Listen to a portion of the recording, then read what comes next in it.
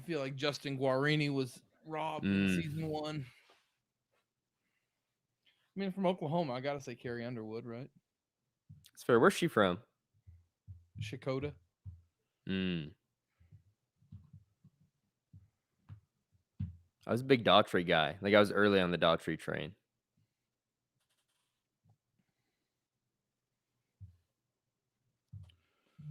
All right, so okay. All right, we're about ready to go. College football Cool. playoff national championship. I'm Todd Lisenbee. Hello, everyone. Hello. Eli Letterman's along with me. We're watching the game tonight. We have a giant American flag on the field. There are fireworks.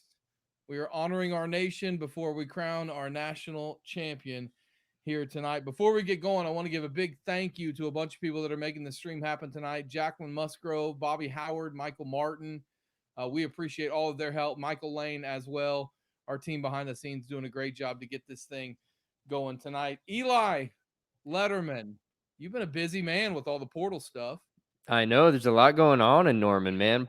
Portal stuff, coordinator changes, Selman's going to the Hall of Fame. It's a Yep. lot of good stuff, but a lot of stuff for the first couple weeks of January. Yeah, you've got your little portal tracker going. You don't get any days off, do you? No. Portal Tracker's nice and nifty, though. Get over there. Sooners roster tracker over at selloutcrowd.com. Everything going on around the Sooners portal movement, you can find it there. What's up with all the OU running backs going to the Big Ten?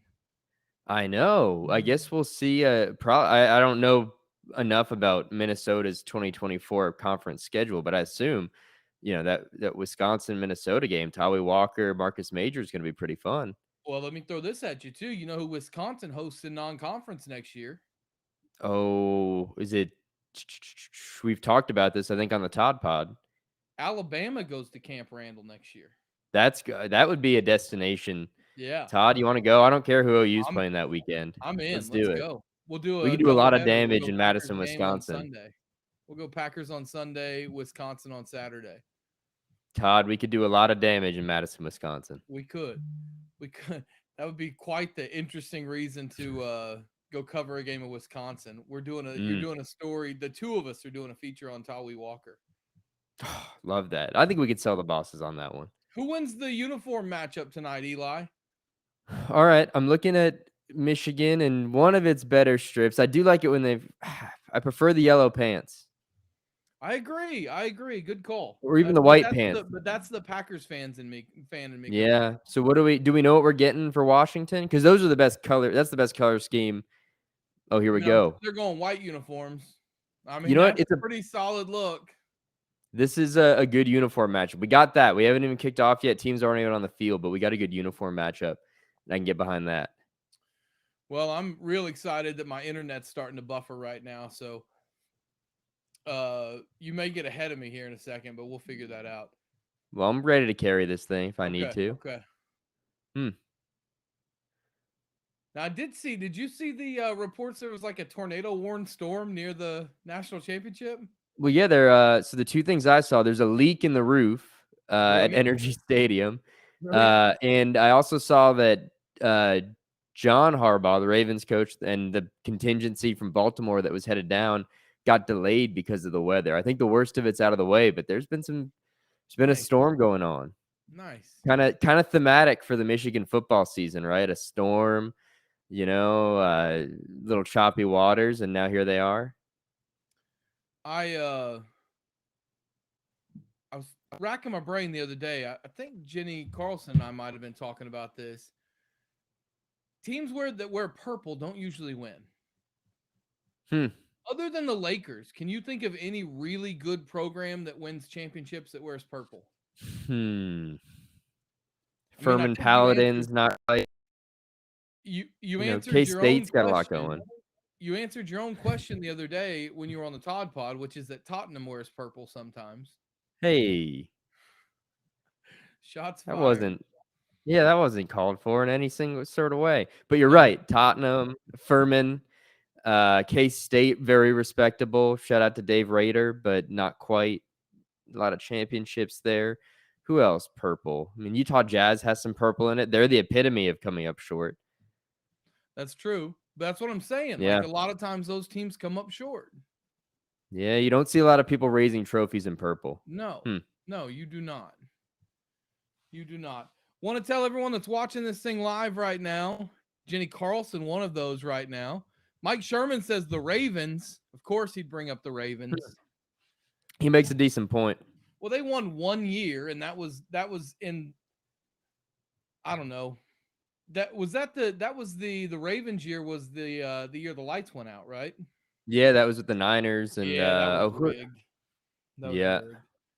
That whole And thing. well, and then they had the one early 2000s, the Ray Lewis team, Ed Reed. Yeah, but they oh yeah, they played that terrible Giants team, didn't they? Yeah, you know what? I got a buddy, Oh, that was another the worst shout out, Super Bowl one Will ever. Bodkin, diehard Giants fan, family all Giants fans. They had an opportunity to go to the game. They turned down the tickets because they knew how it was going to go.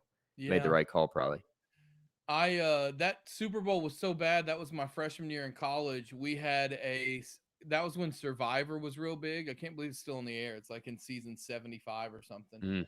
But they had look at Steve Emtman out there. Number 1 overall draft pick, one of the all-time NFL busts, Steve Emtman from Wisconsin or from Washington.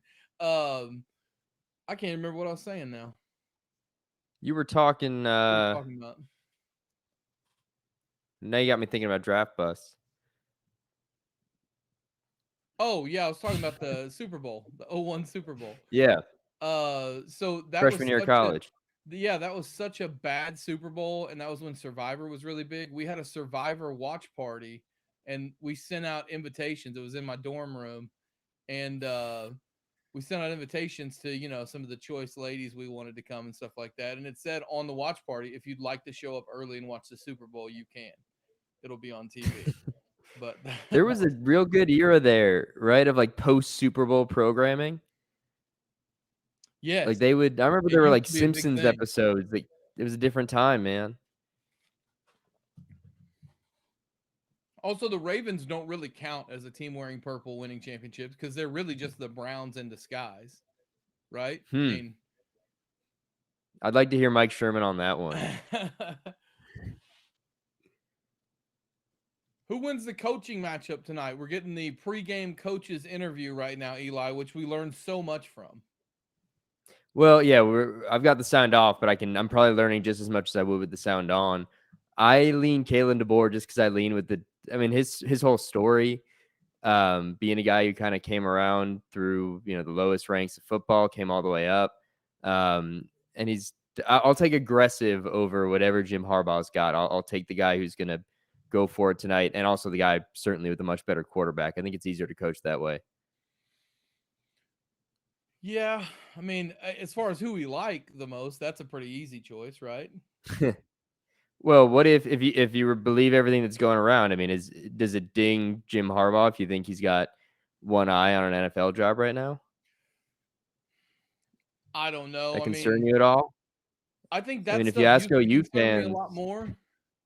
That stuff used to concern me a lot more, but now with movement of players and coaches, I just don't think any of it matters that much anymore. I kind of tend that way. I was saying OU fans, certainly are of the belief that Lincoln Riley had his eyes on Southern California for Bedlam 2021, whether you believe that or not. All right. I don't know where we're at on synced up here, but the kick is in the air. We're underway. And pretty good coverage on the opening kickoff for Washington. And it is kind of a rule of thumb. If one player makes a really good special teams play, Eli, all 11 are supposed to celebrate as if they did their jobs perfectly. You gotta. I always love that about special teams. Hey, pretty good history of special teams plays like early in national title games, right? Remember Ted Ginn? Yep. Took that one back, although that game went the opposite direction. You don't really want to have that first special teams touchdown. All right, so we see the Michigan offense at work. Michigan pretty conservative. You think they'll hand it off a bunch early on, Eli?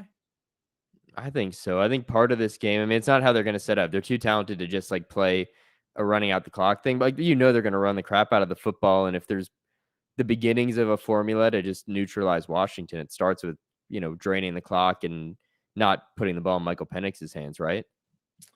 Yeah, I would think so. I mean, that feels like it's Harbaugh's comfort zone. I mean, it's khaki pants and glass of milk football right Yeah, there.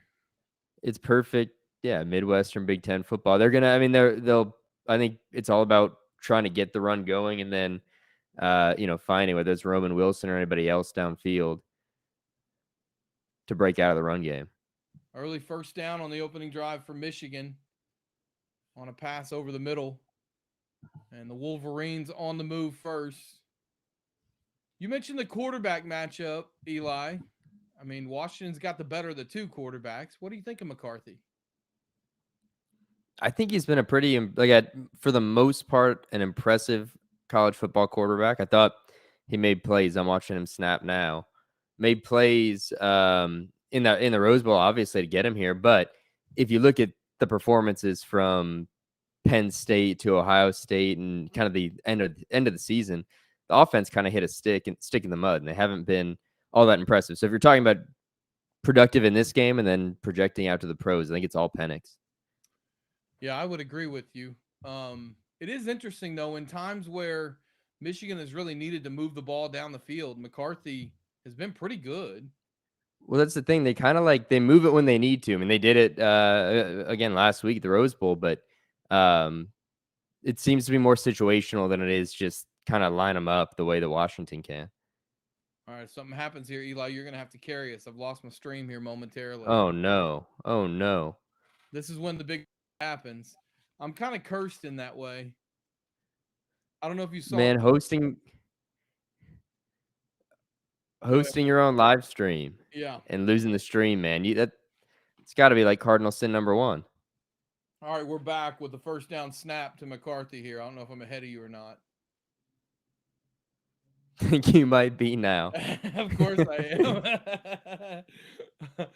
Just had a pass completed up to midfield. You let me know when that happens on your screen. I will. But Michigan's at midfield, Eli. Michigan. Hey, I just saw that catch, and yeah, hey, they're moving the ball for what we're talking about with JJ McCarthy and them running the ball. I mean, they're moving it there too, but a couple of nice passes early. I do think that's part of the equation too. They've had some tough starts, and I think if they getting going early, it's got to be part of the formula too. We're talking about that for stopping Washington, but part of the key here is, I don't know, it seems like JJ McCarthy has thrived on the vibes, and that made sense late in games, but when they've struggled early on, it seemed to pile on. We got a first down for Michigan at the 49. Wolverines on the opening drive. Oh, we're right on it now. Ooh, they are shredding I keep wanting to call them Wisconsin for some reason. I got Wisconsin on the brain. I watched Green Bay. You got real excited. You got excited about our trip to Camp Randall. I was real excited about that. And the cheese curds and I don't know, whatever other bad stuff we get into in Madison, Wisconsin, and here we are.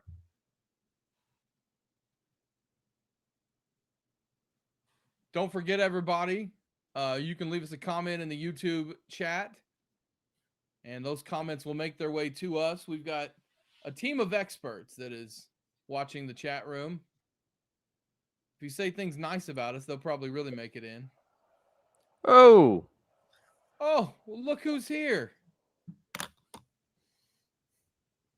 Ladies and gentlemen, it's Barry Trammell. Hey, guys. Tram, how are you? Well, I'm doing all right. I'm guessing we're way ahead of you right now. Seeing on your TV screen. I'm at 1050, the 1050 mark. I don't have a clock up right now. I'm seeing a replay. Second, yeah. Yeah. And Michigan's driving. Mm-hmm. Michigan's about the 40-yard line, maybe the 37. 10:30 to go. That's what I'm seeing. We're about on there. Barry, I have a question for you. All right. Uniform battle here. Who do you like? Well. Uh-oh. Was right. We have our first score of the game. Michigan goes right down the field by 85 yards, too. It was very impressive. Very impressive. Donovan Edwards, 41-yard rushing touchdown. One pass, right? That little rollout. Mm-hmm. Flood route. Oh, man. Wait till you see what he did at the line of scrimmage. Yeah. jumps it out. Yeah. Yeah. That's good. Washington's going to be in for a long night if they can't stop the run any better than that. Can they win in a shootout, though, Barry? Yeah, it won't be a shootout if they can run like that. That's true. It'll be, I don't think they faced a third down because they're getting 5 and 6 yards on first down, and that's the way you win football games with ease. So this was the game is sort of, we thought, would come down to the Washington offensive line against that Michigan defensive line. If Penix had time to throw, then Washington's got more than a fighting chance. But on that other side of the line, if they can't win the battle of the line any better than that, they're in for a long night. Hey, while we got a second here, going back to the uniforms. Yeah, go ahead. I have to give it to Michigan. Of course, I'm partial to the Wolverines uniforms anyway. I was disappointed that we don't have the purple pants. I love the purple pants of Washington. Double white with gold helmets is a little too light. If your helmet's dark, I don't mind the white pants, the white shirts. But if your helmet is sort of bright or light, I'm not big on the white. My follow-up to that question, Barry, you would have been around when Sharon Moore was at OU, and we just watched his offense tear up Washington. Do you recall much of his time in Norman? No, just the name. Never talked to him. Of course, backup offensive lineman. We barely talk to the starting offensive lineman. So, which is a shame because they're the most exciting and most interesting guys. They're very interesting guys. Here's the thing about offensive linemen. I think people probably now know it, but for a long time in movies, I don't know about books, but in movies, they were often portrayed as big lugs that didn't really, weren't all that smart. The opposite is true. I've always wanted to write a story, and I've asked around. I've never gotten very far, but a really good story is what goes on the offensive line between the time they all get up to the line of scrimmage and the ball is snapped.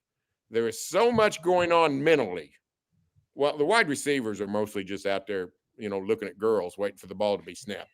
But the offensive line, those guys are reading the defense, figuring out which way to block, listening to the center and the quarterback call all kinds of signals.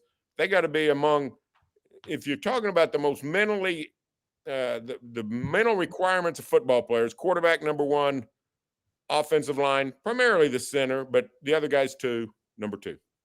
They tend to be some of the most interesting guys too, because you got, your quarterbacks, you pick one stereotype, your skill position guys, your cornerbacks, you pick another, but offensive linemen tend to be some of the most normal guys on the team. And they also live the weight they've got to keep on and the regimen they've got to keep to do that makes them some of the most fascinating people on these teams, and sometimes some of the most athletic for what they do at their size. It makes them good communicators too, because you've got to talk to 4 or 5 different people every snap.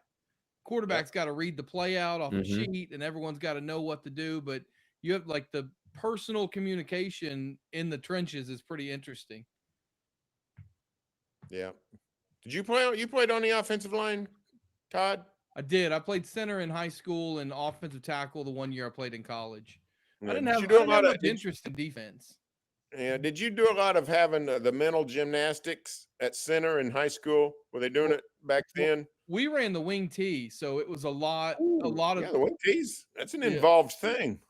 Definitely. There was a lot of communication with I love my guys I played high school football with, but we had a couple that they had a hard time remembering where to go, Barry. So I had to kind of help them out on the way to the ball every snap. Well, the wing tee. I love the wing tee. Tubby Raymond at Delaware pioneered the wing tee. Moore High School ran it for a while in the 80s. I don't know if you remember that. But oh, yeah. Piedmont still does. They kind of run the flex bone, actually. But okay. By the way, you mentioned Delaware. Same helmets as Michigan, right? I don't know. Is that true? Purple hens. Yeah. Yeah. The blue hens, aren't they? Blue hens, not purple hens. That's silly. Yeah. They are the blue hens in Newark, Delaware. Yeah. Barry, Eli, I noticed you didn't ask me.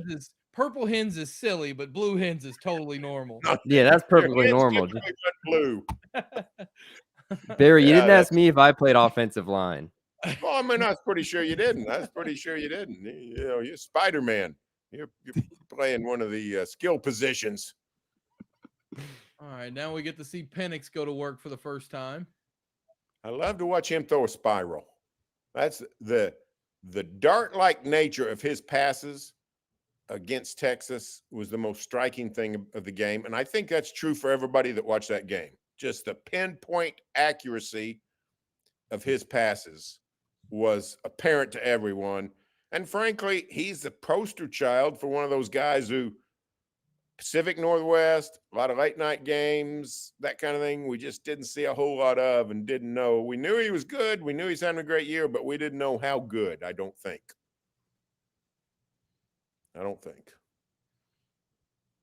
Something like in baseball too, Barry. It's a little different with the lefty, isn't it? It's right. It's like Will Clark's swing in baseball. Mm-hmm. Yeah. You know, if a right-hander swung like Will Clark, it wouldn't be near as cool. That's exactly right. Or Ken Griffey Jr. or Jim Craver, just a really good left-handed swing. Yeah. Who'd you say? Who's the last one you said? It's a Jim Traver. Oh, Traver. I thought you said Craver. I was going to say, am I so out of touch that I don't even know that baseball reference? Well, Jim Cramer is the Mad Money guy, isn't he? I don't know. He's got a great lefty swing, actually. Great lefty stroke if you throw him hang a curve against him. Now, I love left-handed quarterbacks, but the southpaw artistic beauty does not extend, in my mind, to basketball. Really? Basketball. I beg to differ. A left-handed shooter in basketball looks funky. I always want to say, hey, shoot with the correct hand there, son. What about a left-handed golf swing? That's pretty cool. Yeah, Mickelson has made it. He's made it pretty good. Big third down early on here for Washington. Yeah. Wow, that was a nice broken tackle there to get the first down for the Huskies. Barry, you're telling me you didn't appreciate Manu Ginobili? I did, but not for his shooting, not for his stroke. I loved it. Manu Ginobili is actually my favorite NBA player ever. I love the way he played. That's the least. I love the way he dealt with the media. He was big time. He was big. We should have gone and found him. We were in San Antonio. Tracked him down. Yeah, he's probably still there. I don't think he went back to Argentina. Most of those Spurs stick around. They like San Antonio. Of course, I like San Antonio. Seconded. Also not surprised. Everyone else hates it. I know Barry likes it. Everybody else hates San Antonio? Everyone I talked to that was down there didn't enjoy it. What's not to like about San Antonio? You enjoyed it, Eli? Barry, next time we're in San Antonio, I'm going to take you to one of the best Mexican meals I've had in ages. Where'd you go? Mendez Cafe. They didn't sponsor me, nothing, but Mendez Cafe, South San Antonio. Don't know it. Haven't been. Sounds good. Well, we can change that. If we'd had more time, we worked a late night at the Alamo Bowl. That was my post Alamo Bowl breakfast solo. I think Jenny and I were in San Antonio for 20 hours. I think you might have been on the road by the time I was eating. Yeah, I think we left it. We got there at 1 o'clock in the afternoon and left the next morning at 9. So spent way more time than that in Houston, which was a bad trade-off. Ben Hutchins is in the chat. He wants to know who's the best left-handed quarterback of all time. Best left-handed quarterback of all time. Yep. Well, that's an exquisite question.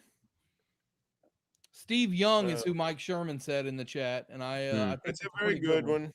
Yeah, he's in the Steve Young, Steve Young's one of the best Big 12 quarterbacks of all time too. Well, how about that? You're stretching the bounds there. But left-handed quarterbacks, Jim Zorn was good for Seattle, not Steve Young. Bobby Douglas was an interesting Chicago Bears quarterback in the old Michael days. Vick? Michael Vick was an MVP type when he played, yeah. He was in the Super Bowl that one year. I don't think we'll come that up was with. Wait, Chandler made the Super Bowl, didn't he, for Atlanta? Yeah, Chandler was the one that got him to the Super Bowl. Yeah, I don't think Vic made a left. I don't think Vic made a Super Bowl. By the way, I'll give you a top. I just want to say this. Go ahead, while Todd. we're breaking our game, I want to thank some of our sponsors here tonight. First Fidelity Bank, Lock Supply, Next Gen Roofing, and Two Fellas Moving Company. They've given me this. It's meant to go around a drink, but with my bald head, I feel like it's a really good addition right to the top of the head. So, well, that's good. It squeezes on there real well. So, Two Fellas Moving, we appreciate them. We appreciate all of our sponsors. Go show them some love for allowing us to bring you all the free content that we do over at selloutcrowd.com. Eli, you were saying. I'll give you my top 3 lefty college quarterbacks, and then good. Barry, you can tell me who I've left out because these are very of my era. But number 3, Kellen Moore, Boise State. Yeah, easy. He's a good one. Number 2, Matt Leinart. Leinart won a Theismann, no doubt about it. Okay. And another Heisman winner, Tim Tebow. Tim Tebow. Well, you've already made a mortal error, Eli. You've left out. Who's Josh the righty? Heupel. You've left out Josh. Oh, all right. I thought who you've left out. I was ready for you to tell me one of them was a righty, then my memory had failed me. No. You've left out Josh Heupel, though. Although you did say in your time, and that might be a little before your time. Yeah, it's way too young. Vic belongs on that list. Yep. Because he's great. He got VPI to the national title game. VPI. Well, that's what, when I was a kid, that's what we called Virginia Tech. VPI. Virginia Polytechnic Institute. It's the coolest name. The VPI Hokies. That's it. On the college level, Mark Brunell. On the pro level, Mark Brunell got Jacksonville to an AFC title game. Another Washington Husky, by the way. Boomer Esiason, did he get the Bengals? No, to one Super Bowl. He got the Bengals to one Super Bowl. That was Steve Weish, head coach, right? I think so. Yep. I think so. Sam Hutchins. Sam White. And here's the original. Here's the original great left-handed quarterback. Kenny Stabler, the Snake. Oh, yeah, the Snake. What a great nickname. What a great nickname. Sam Hutchins has a submission, and he's right, and he's actually got us all beat. Jared Lorenzen, the hefty lefty, has a place on this list. It was a sort of a sad story. First of all, may he rest in peace. Second of all, the hefty lefty wasn't even the best nickname for him. The Pillsbury Throwboy was the best nickname for him, and it wasn't even close. I don't know. He was a unique individual. He was a unique individual. Tell you this, for young boys growing up in the New York tri-state area when he was a backup quarterback with the Giants, the concept of a hefty lefty or the Hillsbury Throwboy was an absolute thrill. Yeah, the Pillsbury Throwboy is great. That's a great nickname. We don't have nicknames like we used to. No, this is something I've ranted on. Mike Sherman always says he thinks I'm your son, Barry, but I feel the exact same way. We've started just going. Now we've gotten lazy. It's KD, P3, and people want to. What we've done is they want to go with the I don't even know what you call it, the third and the junior and the second and all that stuff. They want, nobody wants to be called Tank anymore. You know what's so funny about that, Eli? What's that? My first ever car, 1998 Chevy Cheyenne pickup, had my nickname on the back of it, Tank. There you go. There you go. Tank Younger was a great NFL player. We had the guy a few years ago for Tennessee that was Pig something, remember?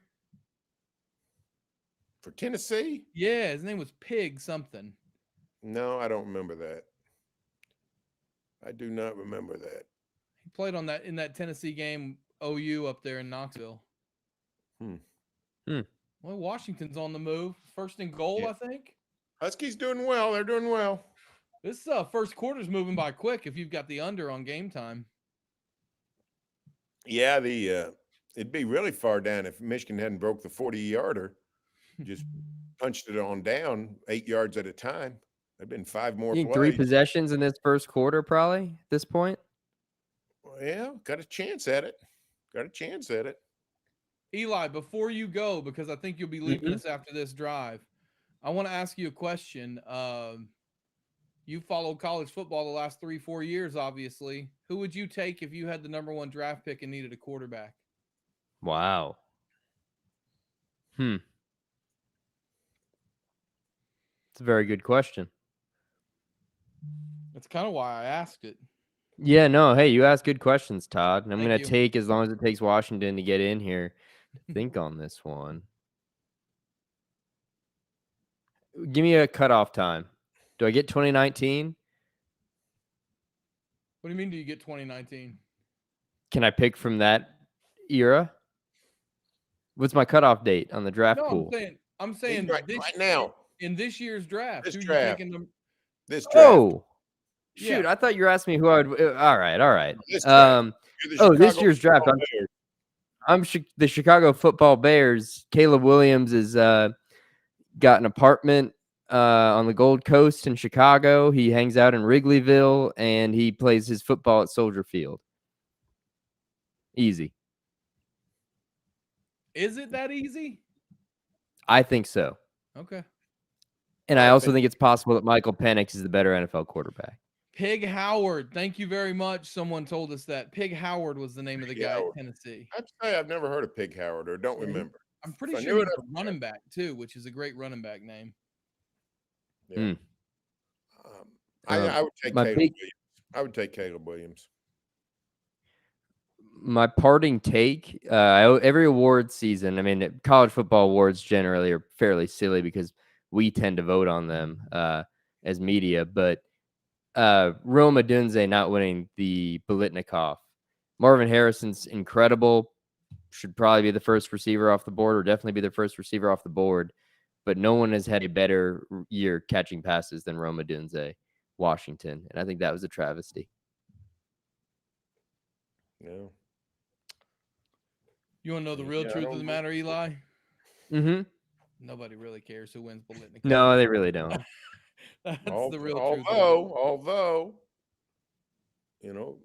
Justin Blackman was a 2-time winner of the Biletnikoff from OSU. Today goes into the College Football Hall of Fame. That's true. Dewey Matters. Selman as well. Yeah. I got to ask you about Dewey Selman. I'm sure you've got some good Selman brothers stories, Barry. Well, nothing scandalous, I promise you. Well, I don't think anyone expects anything scandalous from the Selman brothers. No. What would qualify, Barry, in the Selman brother resume? What would qualify as scandalous? They only tipped 25% instead of 30%. Yeah. Well, they're not the greatest returner of phone calls. That's the worst thing I can say about the Selman. I did hear Lucius jaywalked once, and that that would qualify. Yeah. Lucius actually sort of had a mean streak in terms of not, causing trouble he shouldn't cause, but I mean, he had a little bit of a fiery personality. Leroy and Dewey, they were pussycats until the whistle blew and somebody said down set hike, and then they just wreaked havoc. And then after the tackle, they went back to being angelic figures. But Barry, over the years, how many athletes have you known like that who could be as good as they were on the field, on the court, but had such starkly, I wouldn't say different, but the ability to really turn it on and off that way? I have not known many. And I didn't really know Leroy. He moved, I was 14 when he got drafted, or 15. I was 15 when he got drafted, and he never really came back to Oklahoma. So I didn't really know Leroy, but I've gotten to know Dewey really well. I'm not sure I've ever known anybody like Dewey Selman. That sweet-spirited, that gentle of a man who, would go play nose guard in the 1970s Big 8, which was slobber knocker football, made All-American. I don't know that I've ever met anybody like him. I'm pretty sure I haven't. Dewey for a while was the athletic director, I think, at Community Christian School. Yeah, I think know that's he was right. doing some stuff there, and my dad was coaching at what's now Randall University, used to be Hillsdale. Right up the road. And Community Christian played their games there. Okay. And I remember meeting Dewey as a kid. My dad introduced me and said, this is one of the best guys to play football at Oklahoma ever. He's telling me all this, before I met Dewey. And I remember afterwards thinking, like, he's such a nice guy. I can't imagine him playing football. Yeah, he is top. He's top notch. He's top notch. Oh, Penix throws high, 4th and goal. Ooh. You know what? I think that was a smart throw. He almost threw that away. You think it was in danger of being picked if he'd have put it on target? I think he threw away from coverage. Yeah, put it somewhere maybe his guy could have gotten it, but he wasn't going to put it in a bad spot. This is sort of a service break. This early in the match, it appears at least. It's like a mini break. It's a break during a tie break. Barry, that's a tennis reference from a guy you've told me you're out on tennis. I don't like watching it anymore, and I don't like following it. But let me tell you what, in the 70s and 80s, he just knifed that one in. In the 70s and 80s, tennis was big time. When you had all the characters, McEnroe and Borg and Jimmy Connors and Yvonne Lendl and all that crew. Well, look who's joining us, fellas. It's Ben Hutchins. And I know that because I can tell the twins apart, not because it says his name on my little screen here. It is Ben Hutchins. Eli, I think we are bidding you adieu, correct? Yeah. Hey, Barry, speaking of tennis, though, do you ever want to get out on the court? Now, is that tennis or pickleball? No, this is a Spalding. Spalding. I was doing some shopping yesterday, and I came across it and thought I needed good strings. I think I can get out there and hit with this. You were doing what I consider to be the funnest thing you can do with a tennis racket, which is bang it against the bottom of your palm. That's good stuff right there. Get it right in the sweet spot that has that really cool sound and that cool feel. It's the best part of tennis is just doing that. All that stuff with the ball is a waste of time. My parting before I leave, my parting point, whoever's running Sellout Crowd Social, I need a clip of Barry Trammell talking to me about hitting the racket on the bottom of the palm, because that's a pastime right here, a great American pastime. Fantastic. It's fantastic. Look at the that's up there with baseball, throwing it in the mitt, right? Real close. Well, it's like golf. What's the funnest thing about golf? Driving the cart. What's the funnest thing about bowling? Keeping score. What's the funnest thing about tennis? Banging that racket against your palm. That's exactly what the score is right there. Hey, you know what you do in tennis when someone does something well? You, instead of this, you go, and for that, Todd, for getting all this together and for carrying the show tonight, you get a ceremonial well done. And that's going to be my departure. Ben, it's on your back now. You got to carry this thing. Barry, Todd, till next time. Carry it. Thank you, Eli. Enjoy the game, guys. Safe. See you guys. That's Eli Letterman. Don't forget to check out his stuff at eli-letterman.com. You can also find the Letterman jacket on YouTube or wherever you get your podcast. You can like, subscribe, do all those things, right? All the things that Barry Trammell knows how to do with all the latest social media. Leave a review, all that good stuff.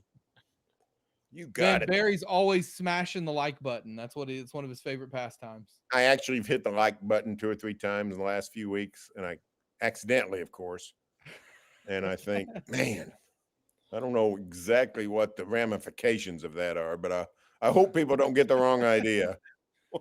I hope they realize it was a mistake. People think what, Ben? I said people think Barry Trammell's a bot. We need to change that. That's right. Put some emojis in there like Todd, and then you're instantly a real person. Ben, I do this thing with John Hamm every week called Packs and Facts. And I want to try to do it with you and see if you can tell me anything you know about Frank Brickowski. Whoa. No. Barry, do you remember Frank Brickowski? I do remember Frank Brickowski. I do. Big, tall. He's about 6'10", sort of a power forward, center type. In theory, was a good shooter. I don't know if he was, in fact. I'd have to look it up. How about, this guy, right? John Stockton. John Stockton. Look at those little baby shorts on John Stockton. John Stockton, the pride of Gonzaga. Yep. The assist man. By the way, Ben, we are just watching the kickoff right now. So however you need to sync your broadcast, the kickoff is being returned right now. And I will say, Washington, one thing they've gotten right so far is kickoff coverage. Yeah. They've been pretty good on special teams. They do. Hey, I had a question for you guys. Yeah, man.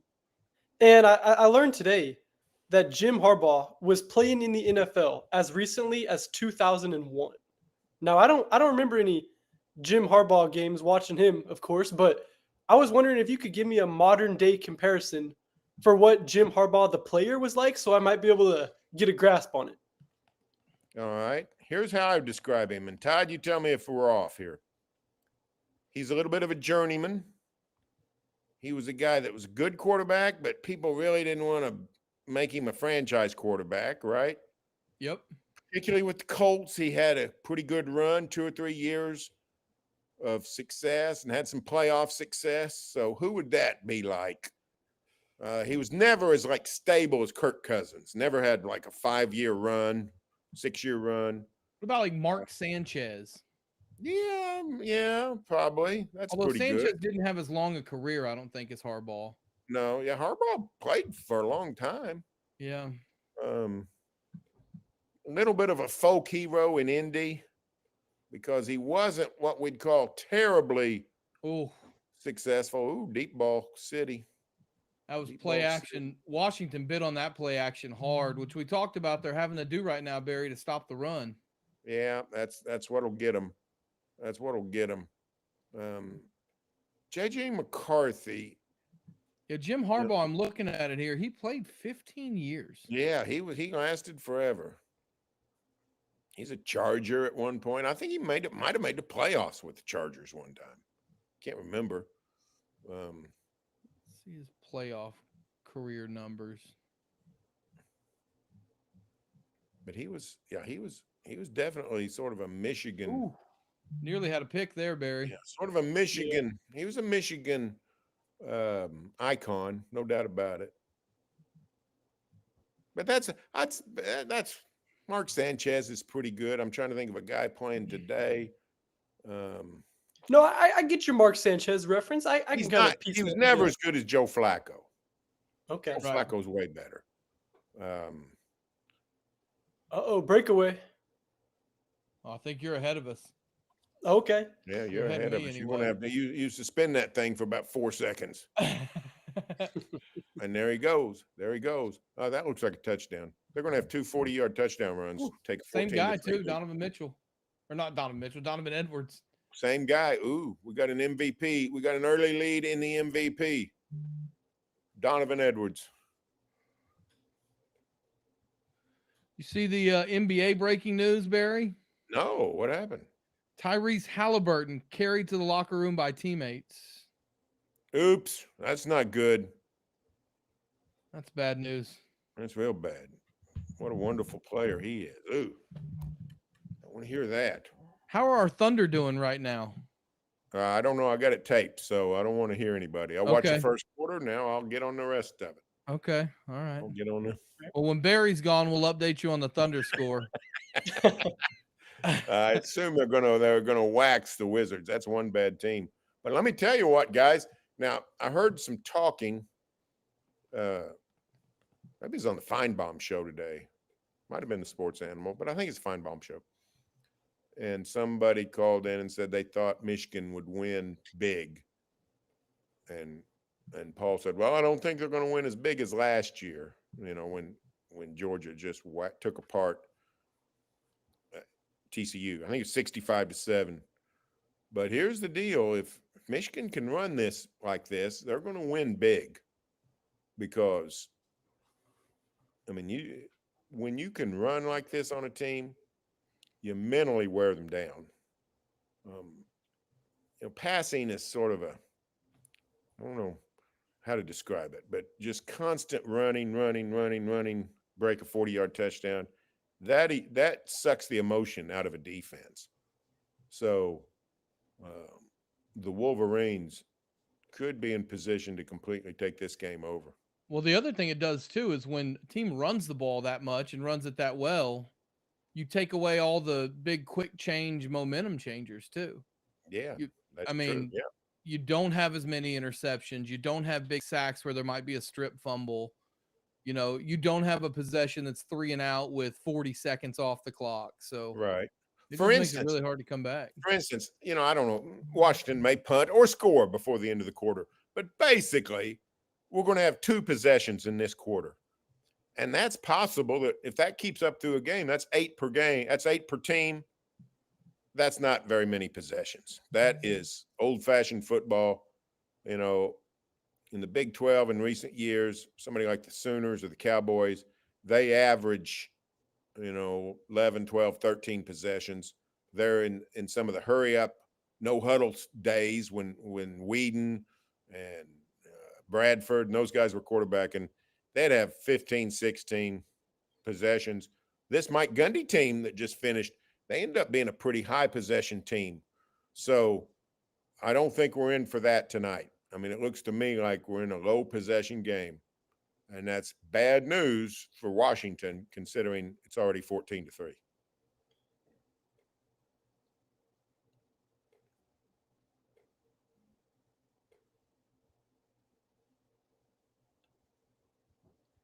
Yeah, they're not. I don't think Washington's going to be able to run it all that great, Ben. And the other thing that would have me worried if I'm a Washington fan watching this one, Barry, is you don't want to get down and get one-dimensional because this Michigan pass rush is nasty. Yeah, that's true. That's true. Here's what's interesting to me. If Michigan wins this, it seems more likely than ever that Jim Harbaugh goes to the NFL. Wow. Goes to the Bears or the Chargers or I don't know who else. That was a nice tackle. It was open field, kept him 3 yards short. Here's what I say. If you're Jim Harbaugh, Barry, is there a particular job that you'd be more apt to leave Michigan for? Is there one you'd have eyed? Like, that's a good situation? I'd rather live in San Diego, but I'd rather coach the Bears. Hey, can I just tell you, I want to on Jim Harbaugh and Caleb Williams and his dad. I want to watch that whole situation play out. I would not want. Yeah, here's what I've come to believe. The most important thing about any organization is ownership. That's sports, business, whatever. Chargers don't have it. Some would say the Bears are not great at owner, and that may be true, but the Chargers are near the bottom. So I wouldn't want any part of that situation. So now I might be interested in New England because I think they got good ownership. Yeah, and it sounds like that's going to be open too. Yep, I don't want any part of. I don't really want any part of Carolina. Don't really want to go to Atlanta. Here's the deal. Ideally, you go to a place that's got a quarterback and an owner. And if you're the Bears, if you like Justin Fields, you got a quarterback. And if you don't, you got the number 1 pick. Oh boy, guys. Oh boy. Oh boy. Oh boy. Oh boy. Oh boy. Oh boy. Oh boy. Oh no. We got a long run. It might be an early night for me. We might all get to bed early. Well, Barry, as this quarter runs out and you are about to leave us, I want to ask you before you go, especially with Ben here, for you guys both to talk about how big of a deal it is that Alan Bowman gets his extra year of eligibility. You can go first, Ben, if you want to.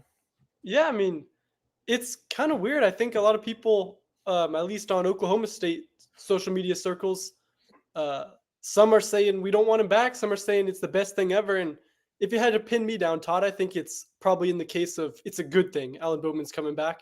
I'd say it's a pretty big deal considering everyone else OSU has coming back for this offense with Ollie Gordon and Brennan Presley and Rashad Owens, a bunch of offensive linemen. I think consistency is going to be really important. And Alan Bowman shows that he is a consistent, stable force in the locker room, on the field, capable of just winning games, which is what the Cowboys need. So I think it's going to be a pretty big deal that Allen's coming back for his 7th year of college football. Yeah, I think it's a good thing when the Cowboys were not alternating 3 quarterbacks. They were 8-3. All those games were against Big 12 or Texas A&M teams, and they had a wonderful year, wonderful experience. So if Rangel or Flores or whoever can beat him out, even better. But a veteran quarterback is a good thing to have. Consistency is a good thing to have. College football rosters are chaotic these days with the transfer portal. I think Oklahoma State's going to have continuity with so many starters returning, virtually no starters lost in the portal. Some people say Jaden Bray was a starter. I would not include him. But when you get everybody back and a 24-year-old quarterback, generally sign me up for that. Sign me up for that. Barry, what do you have going at barrytrammell.com, selloutcrowd.com, and over on your YouTube channel and the Jenny and Barry show? What can we look forward to this week? Been talking about Dewey Selman. Zach Selman going to be my guest. We're going to tape it Thursday. Zach, now the athletic director at Mississippi State, hired Jeff Levy. I'm looking forward to talk to Zach. I've known him since he's about 11 years old, 12 years old, and watched him grow up and become an SEC athletic director. So really looking forward to that. And I've got a piece for the weekend on the transfer portal effect on college football quarterbacking.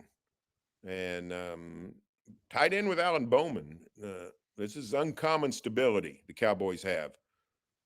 I'm estimating that more than 70% of college football, Power 4 college football teams will be breaking in a different quarterback this season. OSU's in the low minority.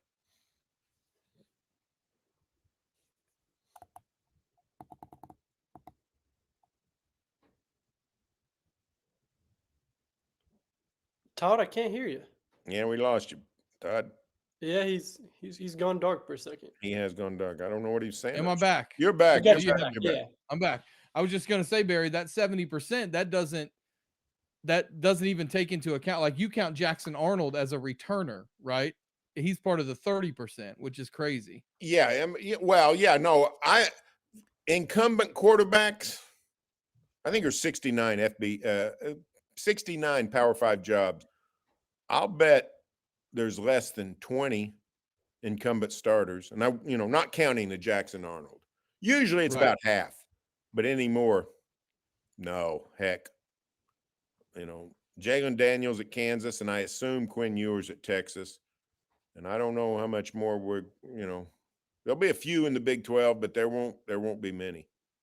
There won't be many. Barry, I appreciate it. I hope you enjoyed the rest of the game. You bet. Get caught up on the Thunder game too. I'm going to do it. It's maybe the Wizards may be more competitive than UW. See you guys later. Next time we'll do a live rendition of Anchors Away, Barry. Hey, Michigan's got a good fight song. They do. Hail to the Victors is top Hail notch. to the Victors is good. All right, Barry. Thanks. See you later. That's Barry Trammell. Again, barrytrammell.com. You can find his stuff at selloutcrowd.com, as well as Michigan is on the move. Just for everyone to kind of sync up, if you're watching, I'm currently at 14:07 and ticking in the first half on my stream. So if you need to pause, you can do so to catch back up with us. I'll try to, I didn't do a good job last time, but I'll try to, when we come back from commercial breaks, to just update everyone so you can stay synced up with us. Ben, how the heck are you, my friend? I'm just great. Now I'm curious about this Thunder score. Now that BT's gone. Okay, well, I got to make sure he's gone. Is he gone? Yeah. He's showing up on mine. Okay. I don't want to say it if he's really not gone. Michigan's going to have to burn a timeout here. Yeah, right, I'm hoping for a he's competitive gone. game. I think he's gone. All right, let's update on the Thunder score. The Thunder are about halfway through the third quarter, not quite halfway through the third, leading the Wizards 82-73. Now 84-73 is the score in that game. Let's look a little split box here. Love a split box. Thunder led by Alexei Pokuševski, 47 points. I'm just kidding. It's Chet Holmgren with 21 points, 20 for Shea, 11 for Wiggins off the bench, 10 for Isaiah Joe, 9 for Giddey, 8 for J-Dub, and 5 for Lou Dort to round out the scoring for OKC. And Washington's led by nobody really cares, truthfully. The Wizards are terrible. What are they? 6-29 on the season. That's pretty bad. Rough day to be a Washington sports fan, huh? Yeah, it's not a good one. Not a good one at all. Maybe it's a good day with Ron Rivera being fired. Maybe that's exactly what they need. Ben, speaking of basketball, while we have a second, OSU basketball over the weekend gave Baylor all they wanted, didn't they? Todd, I mean, it was incredible. It was maybe the best game OSU's played all season, and I didn't expect it. I didn't see it coming. I mean, the Cowboys had been playing better. They continued to shoot the three ball well, and I think they probably should have beaten Baylor. To be quite honest with you, there was a critical foul on a 3-pointer that ended up being a 4-point play to tie the game late. That was pretty bad. There was also a sequence where Javon Small, the OSU point guard, who was awesome all game, he's been OSU's best player all season. He decided to let Eric Daly carry the ball up, and Eric is, I'm sure, a great dribbler of the basketball, but he's also 6'9", I think, which makes it a little bit easier for some of those quick guards on Baylor to swipe it, and that's what they ended up doing. So those are a couple sequences that stick in my mind. Like, OSU should have won that game. You haven't been to Allen Fieldhouse yet, have you? Oh, I've been fortunate to go. I've been Have a you? couple Okay. times. Yeah, I've been a couple times as a student. That's the one I circle and kind of said, hey, I'm gonna get out there. So I've seen like a 30-point OSU loss and a 1-point OSU loss. So Yeah. I've seen that place rocking. It's been fun. And I bet in both scenarios, Kansas got every questionable call, didn't they? It was kind of leading the national Twitter discussion that last game. Todd, you probably remember. I think John Michael Wright ended up getting hacked at the bucket on a what would have been go ahead layup, and plenty of Twitter discussion over that. I definitely remember that. Speaking of Kansas and Allen Fieldhouse, tomorrow I've got a recording with Terry Evans, who was a point guard on the last OU team to win at Allen Fieldhouse in 1993. The Sooners are going there on Saturday for probably the last time in quite some time after they go to the SEC next season. We're back from commercial break. Michigan has just snapped the ball on a 3rd and 4 play. If anyone wants to sync up with us. And we got a 4th down. So Washington gets off the field. We may still have a ball game, Ben. Probably that's not. That's the OSU transfer. Jabbar Muhammad making that play, Todd. How about that? Nice. Yeah. Yeah, it sure was, wasn't it? He's been good all year, man. He's one of the few that has gone out, and it looks like it's something that the Cowboys lost, right? That has gone out and been successful in moving. Yeah, no doubt. And I mean, you saw kind of, the Spencer Sanders transfer last year. That was big. All sorts of big names transferring out of there. But Jabbar Muhammad was a really nice young player. They just sneaked that field goal in. Yeah, Michigan, that's 2 field goals. Washington's just snuck in the right upright. That one just sneaks in the left upright. Yep. Are kickers getting worse? Have you noticed that? They're kicking it from further back. I know that. I mean, remember like 10 years ago when kicking a 50-yarder was a big deal, Todd? And now it's like, if you're not kicking from 50 yards, I mean, what are you doing? So maybe they're getting stronger and less accurate. That's my theory. Yeah, maybe so. I know the Packers kicker's terrible. What happened to Mason Crossbar? You know where he's at now? Truthfully, I did not know this until yesterday. He signed late season with the Giants. Oh, he was the Silver Fox. Mason Crosby was kicking yesterday with the Giants. I I thought it was a bad omen for Green Bay yesterday against Chicago. They needed a win, and of course, it was like 2 days after the anniversary of the Chicago double doink, and the first field goal for the Bears hit off the upright and went in, and I thought that's a bad sign. But the Packers got it done. My Packers are in the playoffs, so deserving at 9-8 too. Got a question on YouTube. Thoughts on the struggles across the NCAA special teams this year? Kind of what I'd mentioned. It doesn't seem like we've got there aren't kickers who their names in college football. And it feels like there may only be 1 or 2 of those a year, but usually there's a guy who you can go, that guy's nails. And I don't know if we have that guy this year. Yeah, remember like Roberto Aguayo from Florida State? He's kind of maybe the last guy I remember. But I think the special teams issues that came to mind, wasn't it so weird watching the semifinals last week of this college football playoff and seeing all those mishandled kickoffs? It got a little squirrely for both games. It's an interesting formation. Washington just went with an unbalanced line, it looked like, and get a first down pass. I feel like this is a pretty big possession, Ben, in a game where there might not be very many possessions for the Huskies to go down the field and get it done. Just realized the Thunder are playing Washington tonight too, aren't they? Yeah. I only realized that because I almost called the Huskies the Wizards just now. And who'd you call them earlier? I heard you on the live stream. You called them Wisconsin too. Wisconsin, yeah. Eli and I were talking about going to watch Todd here in Madison, and I got all excited. Boy, when Penix throws, it looks like he's throwing a baseball. I know it does, but it's beautiful though, isn't it? Yeah. Looking at the view from behind here on the replay, I mean that's an NFL level throw right there. I read a column today, Todd. I mean, why isn't Penix getting more love from the NFL scouts? And yeah, he's old. Yeah, he tore his ACL a couple times. But I mean, if you look at that, that's a guy I want to be the next quarterback of the Denver Broncos. You know what I mean? I think you answered your question though.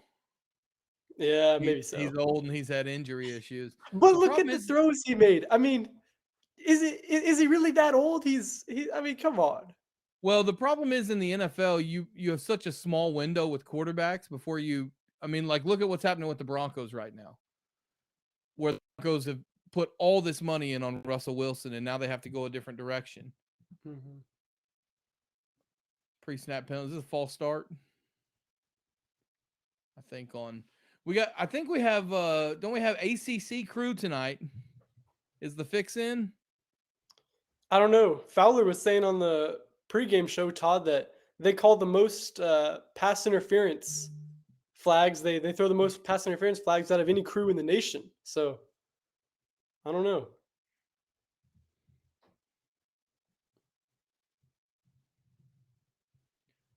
Who moved? Oh, the center moved. Did you see him? Just a little. Oh, just barely. Good eye. Yeah. We got a little buffering issue going on here. So if anything crazy, now we're back. Washington's got to run the ball, you think, at some point. You had mentioned this, Ben. Wow. You had mentioned this. If Washington can't run the ball, Michigan's just going to tee off on Penix with their pass rush. Yeah, that's right. Maybe if that happens by the end of it, maybe Michael Penix is going to be so beat up he don't want any of that in NFL because that could be the case with the way these guys are coming after you. It's a big third down, 3rd and 14. I mean, this is where you see the Michigan pass rush if it's going to show up. Yep. They don't even have to rush. They don't even have to blitz to get to you. You know, No. just put 4 guys up front. They got another false start. And that's all from Michigan is really good. One of the things that they are very underrated at doing is showing and forcing that offensive line to have to overthink. And they've gotten them twice in this possession now on false starts. Ben, I asked Barry this question. What are you guys working on, you and Sam? How about you? What are you working on? Forget Sam. Yeah, forget Sam. No, I'm working on a story right now, Todd, about Ollie Gordon's Heisman odds. I think it's really interesting. I looked at the list of Heisman odds for next season, 2024. If I were to give you a guess, where would you think Ollie Gordon falls on that list? Throw me a number, like he's number 4, or he's number 10, or number 20. I mean, I would think based on how good season he had, he'd be in the top 10. He's number 45. I think it's just a become a quarterback award, and that's kind of what I learned today. So yeah, it's like he's plus 15,000, something ridiculous. So I'm working on a story about that and just kind of trying to reconcile Ollie Gordon's 2023 production with his 2024 odds because they don't really match up in my book. Well, the other thing, Washington going to go for it here? I mean, They go for it here. This feels a little desperate. This is where you need the old quarterback quick kick. Yep. Seems a little early for this. Oh, they're going for it. Oh, no. Oh, no, Ben. He was wide open. That's brutal. Oh, this game might be getting out of hand now. I didn't like the decision to go for it, but man, he was wide open. You can't complain with that. As my dad always would tell me in the front yard, I hit you in the hands. It looked like he just got wrong shouldered. Yeah, he wanted it on the inside shoulder. It got thrown to the outside shoulder and he couldn't adjust. Oh man.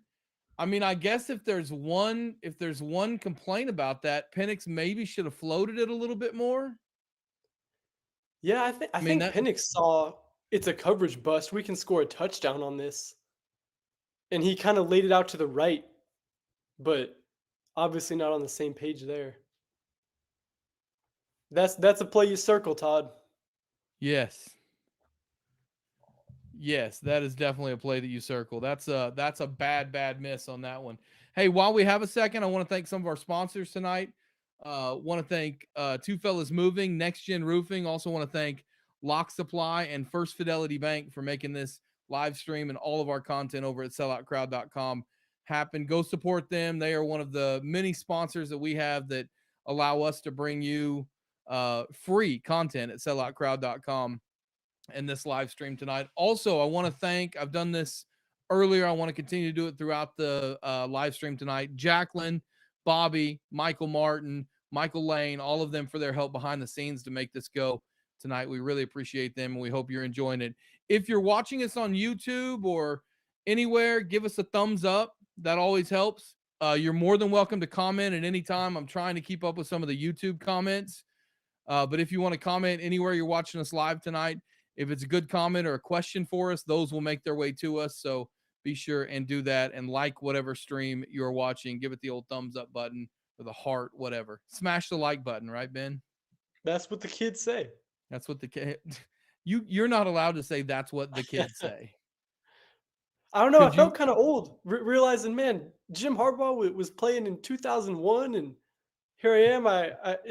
That did age me just a little bit, Todd. How? Just because you were alive then? Yeah, I was like, man, Jim Harbaugh. I only remember him as a coach, but he was playing the year I was born. I mean, I don't think it ages you at all. If anything, it makes you seem young to me because I feel like Harbaugh was playing yesterday. So do you remember him more as a player or as a coach now? Well, now as a coach, but I certainly remembered him as a player. Yeah, I read he went to the AFC Championship with the Colts. Yep, with the Colts. Which I remember him most as a Colt, although I do remember the end of his career with the Chargers as well, the San Diego Chargers as they were. Oh yeah. Favorite Michigan Wolverine of your lifetime? Who is it? Mo Wagner. Mo Wagner. Oh yeah. Okay. Mo Wagner, man. Let's just say I had reason to be invested in that Michigan Wolverines NCAA tournament run. Do you have a little bracket pool going or what? Oh yeah, a little bracket pool. They had a game against Houston in Wichita, Kansas, where Jordan Poole made a game-winning, three. I remember half-court that. heave. Dude, that was crazy. So Mo Wagner was kind of the key to that whole run. I enjoyed watching Mo play. He was a one-time Washington Wizard. I did end up going to a Thunder game and looked over on the other side of the bench, and I said, "What? Is that Mo Wagner?" And it sure was. Speaking of which, the Washington Wizards are giving our baby Thunder all they want. 102-97 Thunder lead after 3. So the Wizards staying close in that one. Who's your favorite Michigan Wolverine of all time?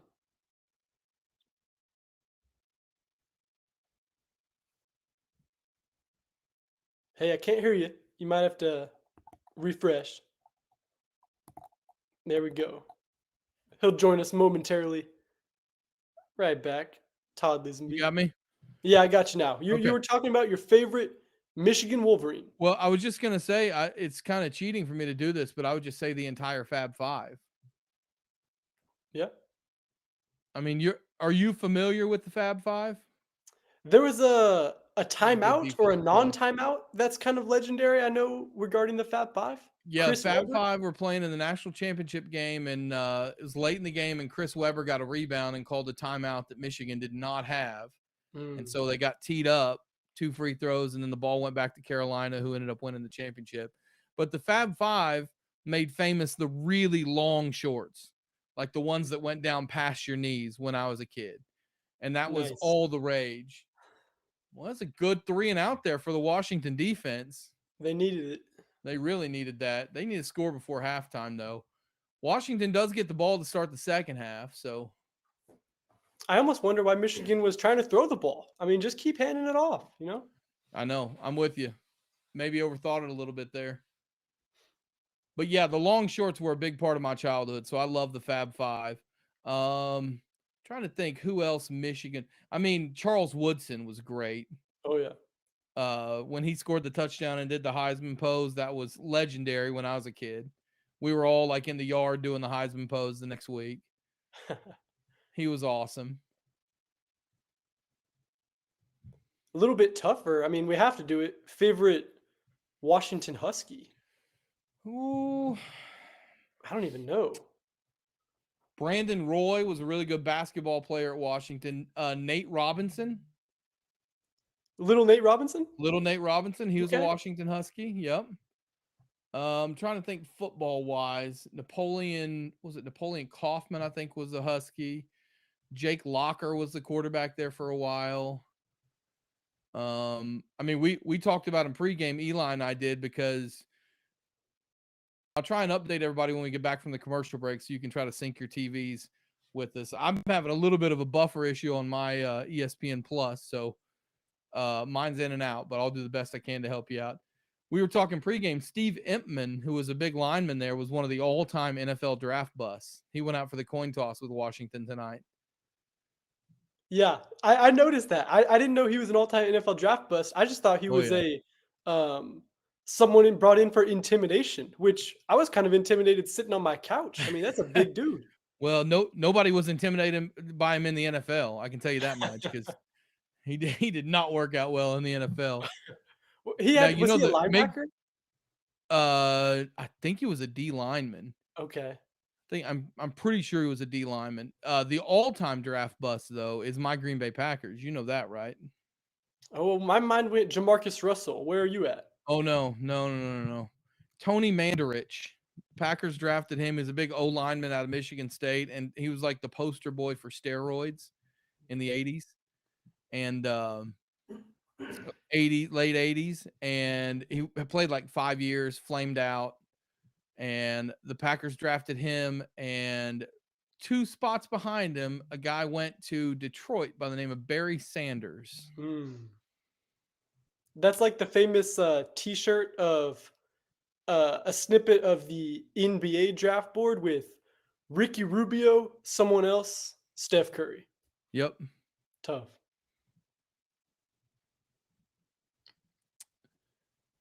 All right, we just came back from break. They're showing some Michael Penix Jr. highlights now, if you're trying to get synced up with us. And I know some OU fans are enjoying this because they're showing him shredding Texas. Speaking of OU fans, I think we're going to be joined by our friend Bobby Howard here momentarily. I think he's going to jump in for a minute. Bobby is a fellow fan of Sutton United. Are you familiar with Sutton United, Ben? I mean, I don't think so, unless you're talking Eddie Sutton. No, it's not. It has nothing to do with Eddie Sutton. As Michael Penix goes down, and we're seeing the Michigan pass rush right there. It has nothing to do with Eddie Sutton. There he is, Bobby Howard. He's the co-host of the Schooner podcast. Bobby, how are you, buddy? Doing great, guys. Loving the stream so far. Everything's been going great. Loving, all the good conversation about y'all's favorite Huskies and Wolverines. And look, hoping this game can turn around because it's been a little rough. But, much like our beloved Sutton United season's been, Todd. That's right. This is the most Sutton United talk you get on any college football live stream tonight. I can guarantee you that.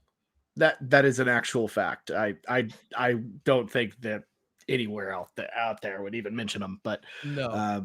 yeah, I mean, I got to say, looking at this game though, doesn't it feel like just a really uncharacteristically bad performance out of Michael Penix Jr.? I just don't think they can get a run game going, Bobby. Ben and I were talking about that. I just don't think right now they can keep Michigan enough on their heels to open up the passing lanes for them.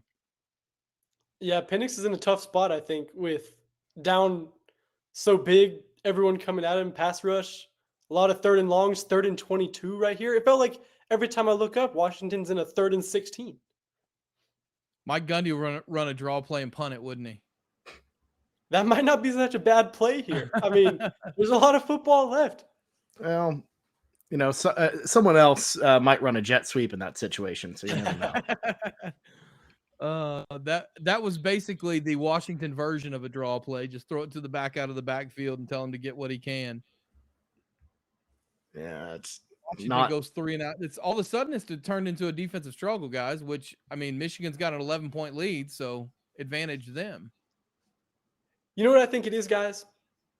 I don't think wearing purple is a good idea for the college football national championship. I think that's it. Well, they've got the least amount of purple they can possibly have in their uniform scheme. Well, they saw what happened to TCU last year and just decided to go with the gold instead. I don't blame them. But this goes back to a point I made earlier in this live stream, which is when was the last time any college team in purple won anything? There's some pro examples. The Ravens. You've obviously got the Lakers who have won a lot, as much as it disgusts me. But college-wise, who's won that wears purple? Nobody. I mean, Kansas State has won conferences. Kansas State's like infamously bad. Like hasn't really won any conference, like not conference, but national championships and like anything. Like, which is really weird because you would think that somewhere they would win something. Yeah, I think Kansas State is. I might be out of line here, but I think they're the only like division Power 5 college to have never won a team sport in anything. I think that's right. My KU friends would be willing to share that stat, but I think that's the case. Don't they win like the milk tasting competition every year? Isn't that something that they win? I'm dead serious. Maybe that doesn't count. Yeah, they're beef judging. Yes. Crop judging, meat judging. I know it's like a pretty big rivalry between them and Texas Tech. Texas Tech is a dynasty when it comes to meat judging. You guys seen Mingus Reynolds, the new Texas Tech icon? Oh, have I seen Mingus, Todd? Now, that family, Mingus and Mingus's mom are, you know, I'm telling you, I wouldn't want to saunter into an old saloon and cross paths with either of them. Mingus's son is now making the rounds too. He's doing some things too. Hey, we've got now Michigan's over 200 rushing yards, guys, and we are just now halfway through the second quarter. Did they call that hold? Okay, they did like not. A little hold. It looked like a big hold. Yeah. Well, that's because ACC refs in Washington is leaving. I don't know. I'm just trying to find some reason to blame the refs and say that they're biased. Do you still have your tinfoil hat from the old Letterman jacket episode? No, I don't have that anymore. Darn. Someone tells me that I had to don a tinfoil hat after Bedlam, Ben. Were you on the conspiracy train a little bit there? No, not at all. Not at all. It was a quality bit. It was a very good bit. But we had to discuss it because some people really thought that was a thing. Yeah. I mean, it was clean, right? It was clean. No, I don't know. I think it was a foul. I think it was PI. I mean, it was a PI. But missed calls happen every game, and we're just gonna move on. Oh no, someone's hurt. This does not look good. Shabar Muhammad. That's not good. Yeah, I mean that would be a massive loss for Washington. Oh. And he looks like he's in a lot of pain too. Oh yeah, shoulder or something there. Don't show it in slow-mo. Oh, I hate when they do that. It's- The worst use of slow-mo. oh no. Oh, you know what? Mine like buffered and it stopped and buffered right at a point where you could see. I think his bicep might be torn. It looked like it was kind of balled up in his arm right here, which is not good. I think Sam's going to join us soon, isn't he? Is Sam Hutchins going to join us? Yeah, Todd. The downside of sharing a house, and there's not many with your twin brother, is we have one TV. So I'm gonna have to excuse myself. You're literally going to be tagged out. Eli left with a tennis racket clap. I think I'm gonna leave with a little golf clap. Okay, I like that. For everything like we've got that. going on. So Ben, I appreciate it. Don't forget to check out all of Ben's stuff, hutchinswins.com, 2 on OSU podcast. They'll have you covered, not only the off-season tracker, but also with OSU basketball and everything going on with the Cowboys over at hutchinswins.com. Thanks, Ben. Talk to you that's right. soon. I'll see you guys. All right. Look, Ben doesn't even have to move, I don't think. Well, he has to get out of the way. I think Sam's going to hop in. Bobby, what do you think so far of this game? I mean, you couldn't be in a worse spot, I think, if you're Washington. Michigan, what they do best is they're at their best when they're at like have a really big lead and they can just grind you down.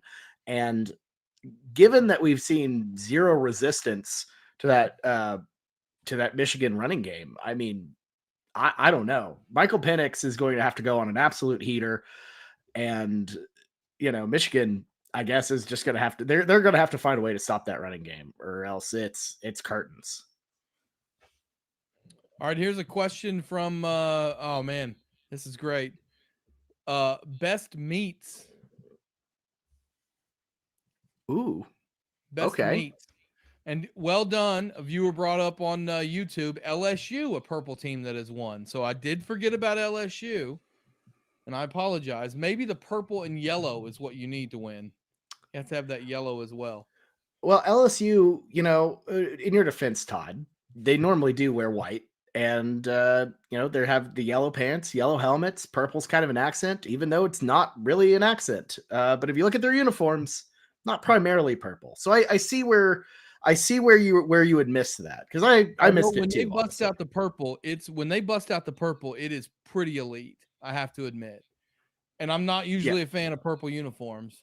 Maybe all right, Bobby. Yellow is what you need to win. There he is. Well, LSU, there he is. In your defense, Todd, they normally do. Sam, I think I'm getting Sam, I think you got us run on rewatch. An accent, even though it's not really an accent. But if you look at their uniforms, not primarily purple. So I see where you would miss that. I've worked in radio long enough to know, Bobby. This is the hey, turn your radio off. Turn your radio off, caller. Yeah, no, those are always just all-time great callers. The ones who just don't have a radio off and just say hello 4 times in a row. 4 down territory here for Michigan. We're back from break. Michigan's about to snap it on a 3rd and 8 if you want to sync up your live cast. I mean, that was a play call like they were going in 4 down territory. I don't know if I'm ahead or behind you. No, I saw it. Okay, I think that's a lot better, Sam. While we got a second, let's thank our sponsors, including Two Fellas Movers. Big thanks to them. Also, Next Gen Roofing, Lock Supply, and First Fidelity Bank. Sam Hutchins is with us, the other half of the Hutchins twins. Hey, buddy. Good afternoon. Good evening. You never know with these college football games, when they start, when they end. By the end of this game, we'll probably be saying good morning. If this isn't the most conservative, I hope not. If this isn't the most conservative Jim Harbaugh-ish call ever, 4th and 3, after running it on 3rd and 8, now they're going to line up in punt formation. And Michigan's going to use a timeout, so maybe they'll think twice about it and go for it. I don't know why you wouldn't go for it if you run it on 3rd and 8. With what Washington did when they went for it, and obviously threw it to Odunze, didn't get it, but that was the first time I'd ever seen the ESPN analytics actually recommend a punt, and the team goes for it. So I'd imagine certainly, I feel like the little ESPN analytics box in the corner always recommends going for it. But I don't know. I understand giving it back to your defense right here. Yeah, I don't know. My question is, they're obviously going to go for it, I think, because why call the timeout if you're going to punt it? Because you could just take the 5-yard delay game penalty. Yeah, they're sending the offense out.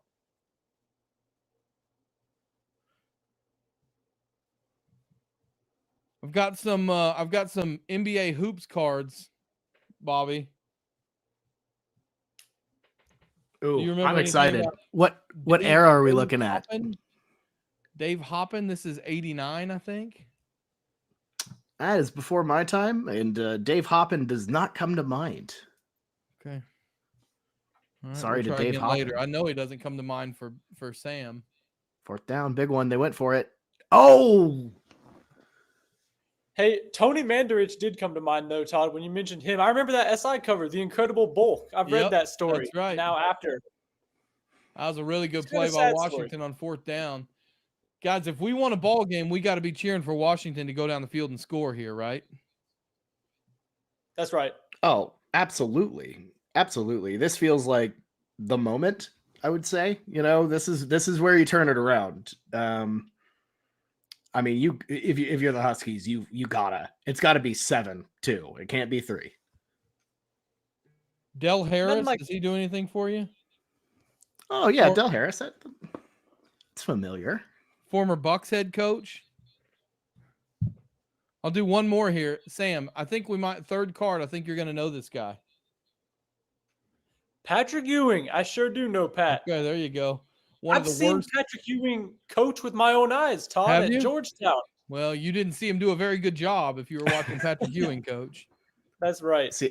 Seattle Supersonics legend Patrick Ewing. Patrick Ewing, who got dunked on by Michael Jordan, I think probably, I don't know, 85, 90 times in his career. Someone needs to do like run down how many people or how many times Jordan dunked on a person. I want to know who Jordan dunked on more than anybody else.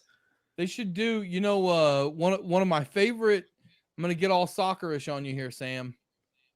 I'll try to hang with. One of my favorite things ever was they sent, I think it was when Ronaldo or Messi, one of them hit like It was 500 Messi. It was Messi.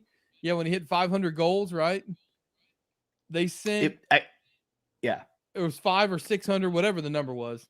They sent a Budweiser that said like number 23 to the goalkeeper who gave up his 23rd goal.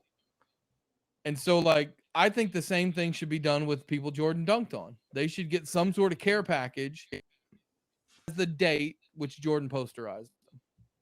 Well, and it was funny too because some goalkeepers got like cases of beer that just because they got scored on Messi that much. That's right. Yeah, I was gonna say, does that mean the Real Madrid goalkeepers getting a case full of them or a pallet full of Bud Lights or Budweisers? Maybe not quite as much as the Rayo Vallecano goalkeeper, but yes, he would get a lot of Budweisers. Shout out to Rayo OKC. Yes. Short-lived, but Short-lived, right. I would was say a well part of beloved. that. But I did their they're not their play-by-play, their color commentary on their TV broadcast. oh, there you go, much beloved. That was kind of cool. Did you see Washington's offensive line before that snap just kind of stand up and act like they weren't paying attention? Oh, I love that. Oh, that's a fun one. There we go. Okay, now this is the Washington team Yeah. that I expected to see. We're This back. is spicy. This is fun. I feel like they needed that play to kind of shake the jitters off because this offense has really been humming. It's a huge possession for the Huskies. They did defer to start the game, right? So if you score here, you're right Yep. back in it. That's right. That's right. I do believe at halftime we may be joined by our founder, one of our fearless leaders, Mike Kaler. And then I think in the third quarter, Jenny Carlson's supposed to join me as well. So that should be fun. And then Garen Emig in the fourth quarter. Hopefully Garen and I aren't just going to have to play charades or something to be exciting. Hopefully we get a good game here. Yeah. Well, if we want a good stream by the time Garen shows up, we need Washington to convert this one. Maybe we get a better stream if that's pass interference, right? Todd, you know the best way to play charades? Wow. What's that? Is when you as a room conspire to intentionally not guess what the person doing the Nice. acting is actually trying to get at, and watch how animated and frustrated they become. I remember doing that before. That's a fun time. So if you end up and you and Garen end up playing like that, just you can tell I'm not Garen, gonna you can guess. essentially not guess what Garen's trying to do and see how crazy he gets. 3rd and 10 here for the Huskies. Jeez. There we go. Finally got their call. He was begging for it. Yeah, he was. Sorry if I'm ahead of everyone. All right, you ready? No, you're a little ahead, but that's okay. You ready for the next card? Our NBA Hoops 89 pack. Does that do All anything right, for let's see you? it. Michael Cage. You already know what I'm going to say, partner. That's nasty. That's a tough call. That's my favorite one with Michael Cage. If it's You got a Michael Cage. I was going to say, Todd, you got a Michael Cage on one of your packs and facts, right? Yeah, I've had Michael Cage a couple times now. This was a great one too. I love just the lack of effort from the card makers back in 1989. Tyrone Corbin played for the Suns, but he was drafted by the Timberwolves in the expansion draft, right before this card came out. So they just did that. Nice. Nice. Like they That's just incredible. marched over the Phoenix with expansion draft choice. The days before Photoshop. Yeah, Oh, Yeah, that's right. that's not too much better than whiteout on a card. No, it's not. It's not. Bobby, are you interested at all in this OU basketball team? They're up to number 9 in the country today? Oh, Todd, you already know it. I am very excited about OU basketball. Massive game this Wednesday against TCU. Pretty spicy team. You know, the Horned Frogs. Old Jamie Dixon has things rolling over there. Almost beat Kansas at Allen. And then OU themselves go to Allen Fieldhouse this weekend as well. So a very, very big week for the Sooners. I mean, I love them because they kind of play like it. They play as a team. It's not hero ball like we've kind of seen in the past from some really, really good OU teams. I gotta say, Porter Moser, he finally got it right after all these years. All right, Washington doesn't get it on 3rd and goal, so it's going to be 4th down for the Huskies here. And I'm guessing you got to kick the field goal, right? I was going to say, you do not have to kick, even though past precedent would indicate they might. Or you do not have to go for it, rather. I would not hate a kick here. That was a How are you really feeling good about play. How are you feeling about the hoodie undershirt? I don't know if I like that. It's an interesting move, I'll say that much. I like it a just lot. bother me. How about Makari Page and Donovan Edwards, both number 7, both showing out for Michigan tonight? Donovan Edwards, your leader in the clubhouse for MVP. Bobby, I love the look of the hood. I think it got banned in the NFL, so maybe that's why these guys are saying last chance to do it here. But I can't imagine. I imagine it'd be legal you could get yanked back by it. And yeah, I thought That'd it be was fair 4th and game. goal, guys. My bad. This is 3rd and goal. Sorry, I might be a little behind you guys. no, 4th and goal right here. Yeah. I don't hate that play call. You're going for using all 4 downs, obviously, but I don't know. Maybe I imagine you run it there to keep that clock moving because you don't want McCarthy coming back down the field on you. That too. It's a good call, Sam. Yep. Yeah, get But one see, more. Bottom run it left, the analytics are saying go for it. No, Sam, definitely. who's your favorite all-time Michigan Wolverine? You know, I just watched the great Heisman race of 97, the 30 for 30 documentary. So off the top of my head, I like Charles Woodson, though. Yep. I never really watched him live. Good ball. Great ball. I don't know. Are they going to get a pick launch play for right it? here? Are they going to get OPI right here? No, I think this is a hold. It looked like the outside receiver was making a little did a little out route and got pulled down to the ground. I think this is a defensive holding.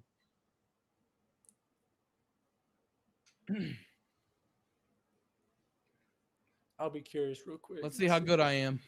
I think Good call, Todd. hold Yep, on good Michigan. call, Todd. Good call. Great eye. We got ourselves a game. And Michigan started the game with the ball, right? So Washington That's right. Washington gets the ball back. I'm just saying this this thing could get pretty spicy. That is right.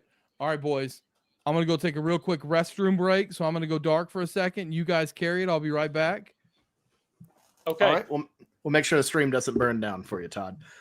Oh, well, Sam, impressions on this first half. National championships can always start out weird a little bit, I feel like. And I don't know. It's about what I expected. Isn't Michigan a 7-point favorite? So I guess score-wise, you're close to there. But I think these last 2 minutes have made this a game again, where if these last 2 minutes go the other way, then it's like 24-7 at half. And it's like, all right, you're looking for a backup channel. But good on the Huskies for at least going into the locker room with a little belief. Yeah, certainly. I mean, a lot of mental fortitude to keep this thing going. I mean, they could have folded easy. It was a bad start, but they've stuck with it. And I mean, all the credit in the world goes to that defensive stop on fourth down. You got to question it. Frankly, just Michigan maybe getting a little too greedy there, especially given that Washington gets the ball back in that second half. I as an OU fan, you always look back on the moments that lost it, and what bigger moment in the world than the Rose Bowl in 2018 where he hit the squib. The squib kick. Nice. The squib kick. Could this be Michigan's version of the squib kick? I mean, I think that kind of launched the Georgia dynasty, Bobby. It did. It did. Bit is what Lincoln dialed up right before. Yeah, the squib kick. That's right. I mean, they had the setback in the championship, losing to Tua on that massive fourth down play. But, ever since then, I mean, Georgia's just been on a massive upward trajectory. So I do not miss him. I'm so glad Georgia's not in this. I'm just sick of him. I don't know. Yeah. I do like it. I feel hypocritical because I like people ask me, why do you kind of, like watching Alabama and root for Alabama? And I like to say, I want to tell my kids one day, oh, I got to see them. I didn't get to see Jordan, but I want to see the best ever in my generation. So I kind of root for the Tide because I want to say I saw one of the greatest dynasties ever. But I'm sick of Georgia. I'm glad they're not in here anymore. That was a big completion on the first play there for Michigan. Yeah, I said run the ball, Washington, to keep the clock moving, but they still, even with no timeouts, they're 20 yards from field goal range, 15 now? Yep. If you're wondering, I did wash my hands. I want to make that. No, I'm not.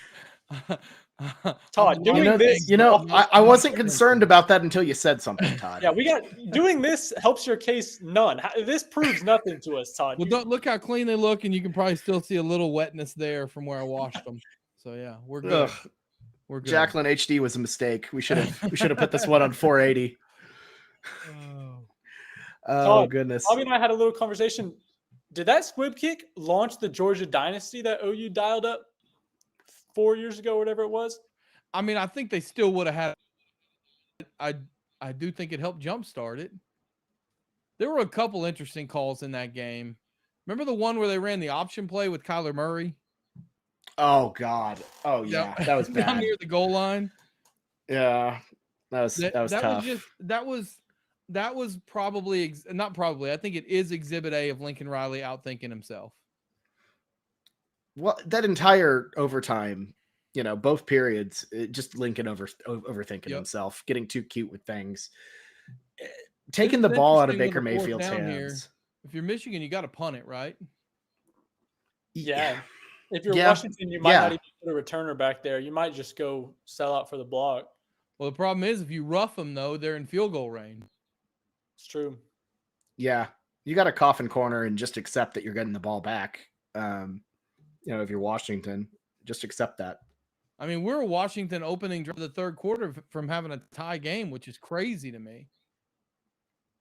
Yeah. And think about Michigan's last game out, against Alabama. That was kind of shocking that, Michigan was only up 3 at the end of that half, and they dominated that half too. So, Michigan, they're going to have to come out a lot hotter in that third quarter than they did in the Rose Bowl, because that was one of the reasons why Alabama even stayed in the game. It's because they just couldn't put away the Tide, and they haven't been able to put away the Huskies. That's for darn sure. Is this going to be one of those difficult kneel downs? That was a really good punt. Great yeah, punt. it is. That was a really I good feel, punt. I feel like the player down in the ball could have let it roll a couple more feet. I get picking it up, but if you let it roll a couple more feet, then Penix has trouble kneeling it out. This is where you need to go Wes Caswell down the right side, 99 yards, fake quarterback sneak. That's a callback to 1998 OU Tulsa. I mean, he's got enough room, I think, with 2 yards. You're right, Sam. I think that helped. Do you guys realize how long it's been since Washington played a game that was decided by more than 10 points? Oh, didn't they say like October or 4 games worth? How about September crazy. 23rd? Wow. You know, September Michigan State? September 23rd, Washington beat Cal 59-32. And here are their scores after that. They beat Arizona 31-24. They beat Oregon, so they beat them by 7. They beat Oregon by 3, 36-33. They beat Arizona State by 8, 15-7, which is probably crazy to you, Sam. Haven't seen Arizona State play this year. They were not very good. Yeah. They beat Stanford by 9, 42-33. They beat USC by 10, 52-42. They beat Washington by a touchdown, 35-28. They beat Oregon State by 2 in Corvallis, 22-20. They beat Washington State by 3, beat Oregon by 3, Texas by 6, and now are down by 7 at halftime. So should we be surprised that somehow Washington has found a way to be in this game? Probably not. It's kind of what they do, right? People were comparing them to TCU in terms of, oh man, they're going to get boat raced in the championship because they've been kind of squeaking by this whole time. But I don't know if that's a fair comparison. And maybe Georgia's harder to beat than, I imagine that Georgia team last year beats this Michigan team. But I remember Barry bringing that up, that he was hearing from some people that they thought Washington was going to get boat raced a little bit. Even with all the close games, I like this Washington team better than I like that TCU team last year. Yeah, TCU didn't beat a team like Oregon this year twice last year. No. I think the Oregon team that Washington beat twice is pretty good. Absolutely. Well, and I look think at what Oregon did in the Fiesta Bowl. Granted, they were playing Liberty, but I don't think that was a great Liberty team, honestly. If you watch that Liberty New Mexico State game, you'd see that it was not exactly, Bobby, that's kind of what scares me about all these auto bid. They're saying the 12-team playoff auto bid a group of 5 team in. But that's what scares me is maybe some years you're going to get a Liberty and you're going to have to leave out, like, wasn't OU on the bubble this year? And I understand you want to create that exception because some of those G5 teams can be electric, but it scares me is if you make it automatic. If you're that upset by having Liberty in, you got to just put them in their own division. Let them play in their own division. Because if you're not going to include them in a 12 team, you're never going to include them. So I think at that point they have their own division. Sam, tell everyone what you're working on right now. I'll let Ben do that. What are you working on over at HutchinsTwins.com and the 2 on OSU podcast? Yeah, I've got a fun little story coming out that I've done a couple interviews for and have one more tomorrow. But it's about a player on the Cowboy basketball team, Carson Sager, who interned at NASA this summer. So that's just top of mind. What I wrote today a little bit. Not too many people, I don't think, have the choice of practicing with your D1 basketball team or moving to DC and working on circuit boards. But that was the choice Carson Sager had. And he was a fun guy to talk to and got some fun stories about that. So that's a little feature I'll have coming for you down the line. Sam, finish the song lyrics. Sky rockets in flight. Boo. Is this Elton John? Is this Rocket Man? No, this is the Starlight Vocal Band. Okay, yeah, I'm out of my element there. Okay, all right. I feel like you may as well have been making up lyrics, Todd. That's all right. Just look up Starlight Vocal Band Afternoon Delight and get you a little culture tonight, okay? That That's- sounds that's like your half- what's the band that they talk about in The Other Guys? Do you know? Have you seen that movie, Todd? No, I what's have the- not. It's Will Ferrell's talking about Little River Band. I think Okay. that's Well, Will Ferrell and Anchorman made Afternoon Delight famous. So, Okay. yeah, there you go. That's your homework to listen to Afternoon Delight. Sam, I appreciate it. You and Ben are really good. Keep up the good work over at HutchinsTwins.com. Thanks, Todd. You guys have fun. No problem. While we have a minute before we bring in our next guest, big thank you to the sponsors of this live stream, Next Gen Roofing. Also want to thank Lock Supply, First Fidelity Bank, and Two Fellas Moving as well for all of their support. Go say thank you to our sponsors by showing them some love. They are who help make this content that we bring you free at selloutcrowd.com. Speaking of content, the guy who literally Kaler. There he You got is. that right. Yeah. Look You got at that him. right. K-Man, our fearless leader. How you feeling, my friend? I'm doing good. I Good. haven't been great, but at the moment, I'm day to day. I'm day to day, as they Well, say. if we're wearing soccer stuff here, give me a second. Hang on. No. I'm trolling. My wife said you're going to troll him, and I'm like, Hang on. you're dang right. I'm going to troll him. I don't have a There you scarf go. in here, but I can use a deflated football Oh my as a gosh. hat right now. Man City football. So we got that going for us. Are we about to turn this into a rousing FA Cup round 4 discussion? Or maybe we will. Tottenham and Man City got drawn against Or we each could other. just look at the actual table, which is fine with me too. So. oh, We well, didn't. you know. Bobby, neither of us got an easy draw like Aston Villa, who drew Chelsea in the FA Cup. So they, just they a bit of got an easy banter. I one. love it. Okay, No, man, I was how like, are I'm you? going to be on with Todd. I'm gonna troll the third place Man Cityans. How are you, K man? What do you think of the game so far? I'm glad that Washington got back in it. I have a little bit of rooting interest for them. I didn't want it to turn into a blowout because I think Harbaugh is a cheater, and Michigan is just playing for the championship, which they will eventually have to relinquish anyway. So that's sort of my hot take for the night. So By the way, I just want to throw this out there as well. If you're watching on YouTube, hit that thumbs up button on the bottom. Like this video. I don't know where else we're streaming. Bobby, you can probably tell people that. But anytime you get a chance to thumbs up, give a like or a good review to any of our content, it helps us a ton. So be sure you go do that. Smash that like button, as the kids say. Smash it. Smash it. Smash Ring it. that bell. Like and subscribe for more, folks, you know. But yeah, we are also available on Facebook and Twitter, X, whatever they're calling it these days. Can we still say that? It's been a couple months since they've rebranded. I call it Twitter, and I will to the day I die. Which Yeah. could be tomorrow, but to be honest with you, but yeah, that's where I'm at. No, I'm Is glad that that Is that an I think anti-Elon thing or what? yeah, I think he's eventually going to do something, lose all of his companies, go broke, sell it off or something. So it'll be Twitter again someday, and so we'll just have to tolerate his reign while it exists. Unrelated, we've mysteriously gone off Twitter right now, so We've been banned. People are flooding us with community notes. So That went right over my head. I was like, whoa, what happened? Did someone hit the wrong button? no.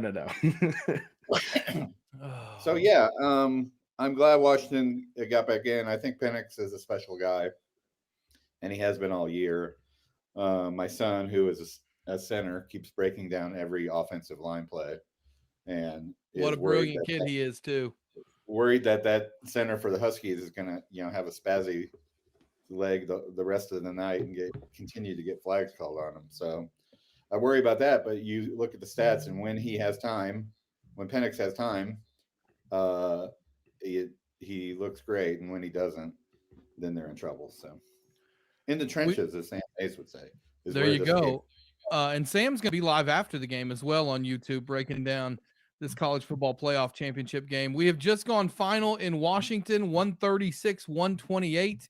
The Oklahoma City Thunder win, 32 for Shai Gilgeous-Alexander, 31 for Chet Holmgren, 21 for J-Dub in the game as the Thunder improved to 23-11. I know both you guys are excited about the Thunder coverage over at selloutcrowd.com. Brett Dawson, John Hamm doing an incredible job covering the Thunder. So while we're at halftime here of the football game, I'll get both of you guys' thoughts on the Thunder. We'll start with you, Bobby. Yeah, that was a pretty needed win. I think you can make an excuse for what happened in Atlanta after that thrilling win against the Celtics. Get a little bit dicey when you talk about that, Brooklyn loss. That's not great. That happens in the NBA. But if you lose to a 5-win Washington Wizards team, I mean, there's just there's no explaining that. Performance was a little dicey, not your best, not your worst. It was a little too close, but overall, that was a solid get back win for the Thunder. Overall, though, I mean, how could you not be thrilled with the team this year? After, I think everyone had high expectations of potentially making a playoff. Everyone wanted to see what would happen with Chet, but this is just the stuff of dreams. If they keep this up, host or get a top 4 seed in the West, something like that. I mean, that's when you can really start to dream big.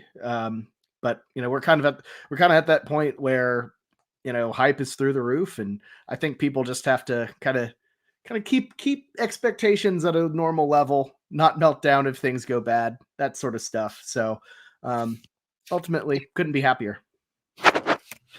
By the way, we have some other news as well at halftime. Jake Roberts, Norman North tight end, who started at North Texas under Seth Luttrell.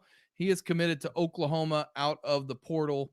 It's a position the Sooners have a lot of need at tight end. So another portal move for the Sooners here, as you can keep track of all the portal happenings by following Eli Letterman and going to eli-letterman.com or over at selloutcrowd.com as well. K-Man, what are your thoughts on the Thunder so far? Cautiously optimistic. I think we're spoiled. We've been sort of spoiled for a long time now, when we've only really had 5 bad seasons since they've come. A couple of the past rebuilding years, and then when people go back and look at Jalen Williams and Chet Holmgren, we're in the same draft class. And they got Ousmane Dieng, who could be good too, and it just Sam Presti continues to just knock our socks off, and I don't know what they do to keep him here. I know when I play 2K or I play some weird simulation, my GM is always getting like 90 job offers.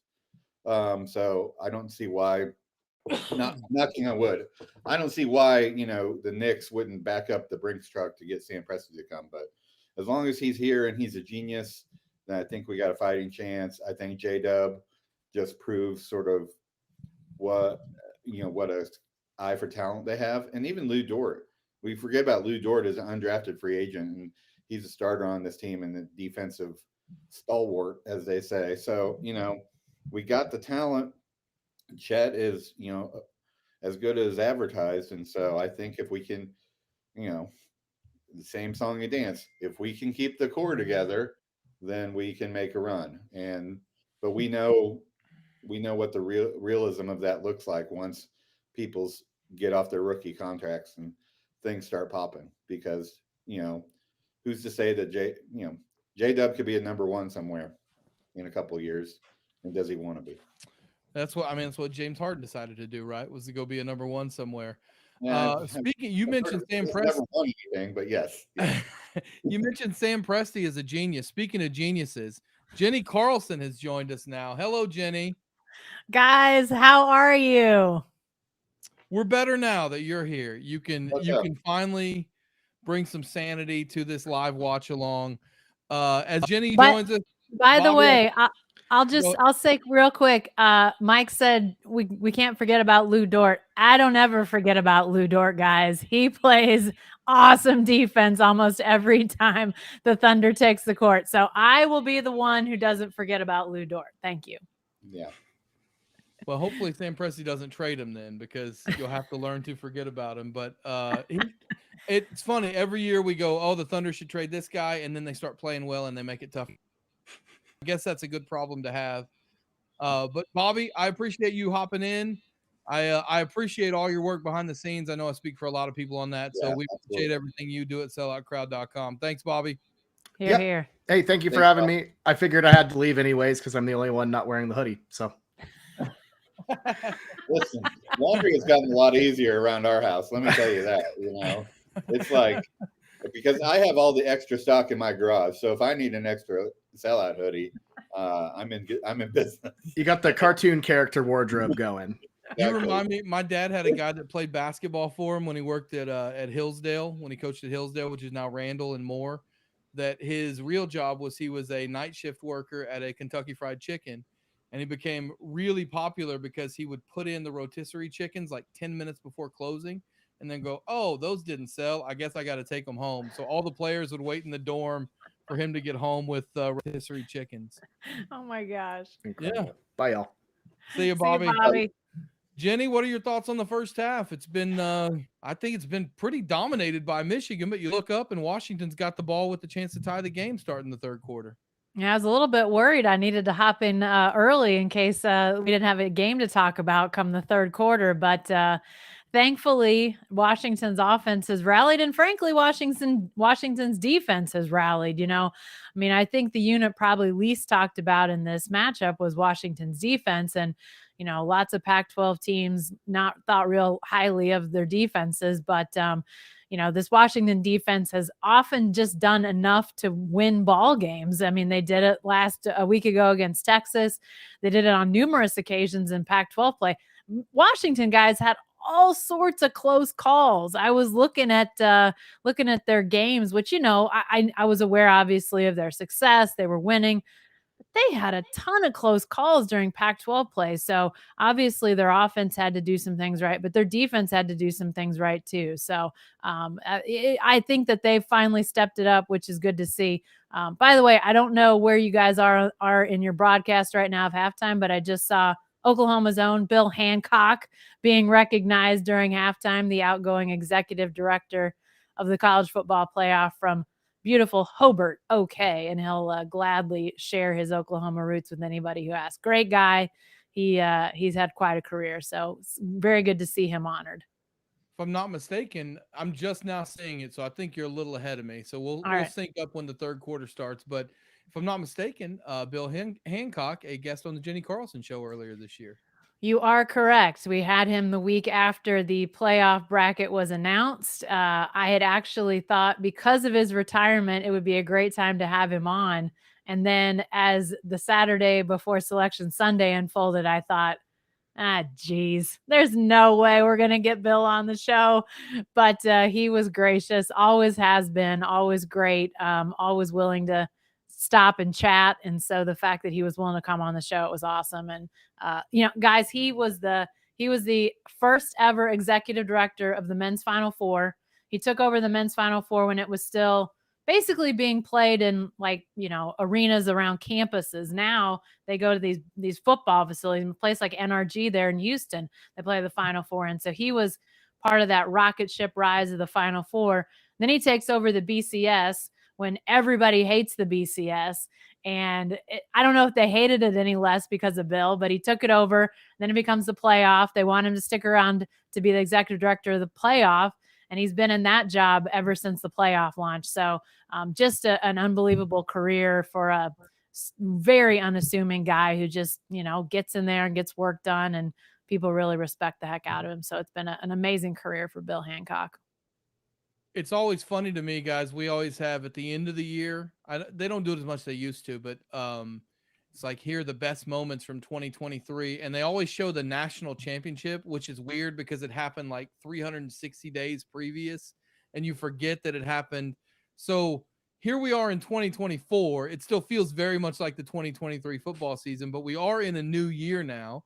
And that means a lot of new things over at selloutcrowd.com. And I know our fearless leader, Mike Kaler, can clue you in on some of those things. Mike? Well, yeah, we've gotten through football season after tonight. I crawled across the finish line myself, but we're gonna lift you up on our shoulders tomorrow, K-Man. Exactly. Kaler. Kaler. Kaler. So we're sort of beyond it, being happy that we exist, and we're really happy with how people have responded. Millions of page views, tens and tens of millions of audience views on video and social media and stuff like that. We really, sort of played the Field of Dreams playbook and built it, and everybody came, and so we're really happy with how that has gone. But we don't want to sort of rest on our brains at all going into 24. So we're going. We've launched an app. We launched that at Christmas in the Google Play Store and the Apple Store. And then coming up this year, we're going to have some new talent joining us on the roster too. We're adding a golf show coming soon. This is new. I think we haven't announced this publicly yet, but Scott Verplank, the OSU pro, is going to sort of anchor our golf coverage. Scott, a long time guy on the tour, plays and lives out of Oak Tree up in Edmond, is part of that OSU mafia of golfers that continue to be around. And so Scott also does some analysis. Jeez. Todd, are you auditioning for our Sellout Crowd foursome that we're gonna? I just want Scott Verplank to just get me on a member guest just one time. Please notice me. So Scott does some broadcasts from Augusta too. He's on the streaming that they have there. So he's got a lot to offer. He's going to, analyze, he's going to give tips, he's going to talk to fellow pros. So I think that's an area where, suddenly we have a lot of great content for people to consume going into the spring. And then we got this other guy who's going to have a show. He's one of our investors. So we got investment from Bob Stoops and country music star Toby Keith. And so Toby sees all the fun that his buddy Bob is having. And so we're going to shoot some pilots with the Big Dog Daddy this week with all of his friends that he has in entertainment and sports and politics and everything under the earth. That guy, that guy has the phone contact list, the end all phone contact list. And so I told him to just sort of do roulette every day and just spin it and point to somebody. But he's going to have sports figures and entertainment figures on there. We'll make a big to-do about that once it gets ready to launch. But Toby's been a huge supporter of what we've been doing, obviously. I know that his interview with Bob and the live roundtable he did during our launch party has been super popular. He was actually on the Bobby Bones show on the radio on this past Friday, talking about his Vegas shows and his illness and stuff like that, and didn't wear a Sellout Crowd shirt like I wanted him to, but 500,000 people have already watched that video, so people would want to hear from the guy. So we're gonna, let him create some content. And then we've got other stuff coming up around softball that should be pretty special.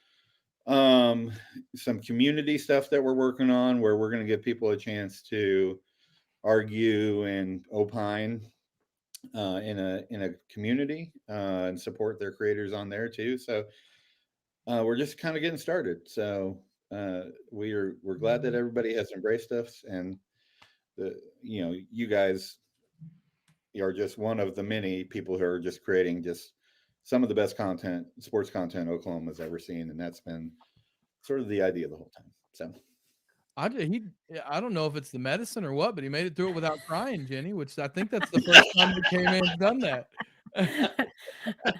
Hey, just so nobody gets teary-eyed at this, are you guys seeing kickoff yet? I've almost got kickoff coming up here. Well, I've got a little buffering situation going on right now, so I'll update you as soon as I'm still seeing Fowler and Herb Street talking back and forth. Yeah, there we go. I got a kick here. Okay, I am just now seeing the kick. So okay, I've just relaunched mine to kick off, so ball is in the air. Perfect. We should be all set then. Cool. Yeah, this has been. I know I speak for Jenny as well. This has been a lot of fun. You mentioned softball. Jenny's excited for softball. I know that, as a lot of people in Oklahoma are. Should be I love softball. Should be a pretty fun softball season. I'm fired up, guys. This is going to be a big one. Obviously, last year in the Big 12 for OU and OSU. I mean, this might be the last OU OSU game we get. I don't know where the baseball series falls this year. They might or might not play in the Big 12 baseball tournament after softball plays, but for years. Pick. Did he catch it? No. An interception on the first play of the second No. half. Oh, jeez. Did that So get much for tipped, that or was that possession to just a start bad- the second half. It looked like it slipped out of his hands or something. Or he got hit. I feel really bad for that young lady. She's just become a meme of her reacting to that interception. Okay, here we go. What happened? Oh, that's clean. Yeah. Oh, he got hit in the leg. Oh, man. Oh, Here's my question: was he out of bounds? Are they gonna review it? He might not have had control of that. Oh, I don't think he had control. Yeah, returned. We want a game, people. We want a game. Here it is. Sideline cam. You know how on the back of tickets it used to say you are in danger of getting hit by a ball? They should put "you are in danger of becoming a meme" on the back of everybody's ticket. Sorry. I think this is going to stand. I do too. No. I don't think the ball ever hit the ground. No, he bobbled it, but then when he goes Hold it down, down. he controls it going to the ground. Yeah, I think this is going to Oh, stand. Penix is hurt. Oh no. Oh Lord. Penix looks like he is grabbing his ankle, and Michigan has the ball. So. It's about the worst. Well, this start is to the all kinds of second half. deflating. That was a really good play, though, by the defensive back to catch that. Yep. I thought. Oh boy! Ow, that hurts. They show it again. Oh, his own lineman got him. One lineman spikes in the ankle. Ooh. Oh. That's a red card tackle, Mike. That is. They're gonna be playing with. They're gonna play with 10 for the rest of the second half. So yeah, they're in bad shape. Oh my god. All right. Yeah, if this guy gets free, I mean the running backs are just from Michigan are just murderizing them. So wow. Yeah, this is it's good to see Jabbar Muhammad's back out there though. The Oklahoma State transfer. He went down injured at the end of the first half. Must have just been a cramp or a stinger or something. You think the Cowboys could have used him this last season? I think they could have. Yes.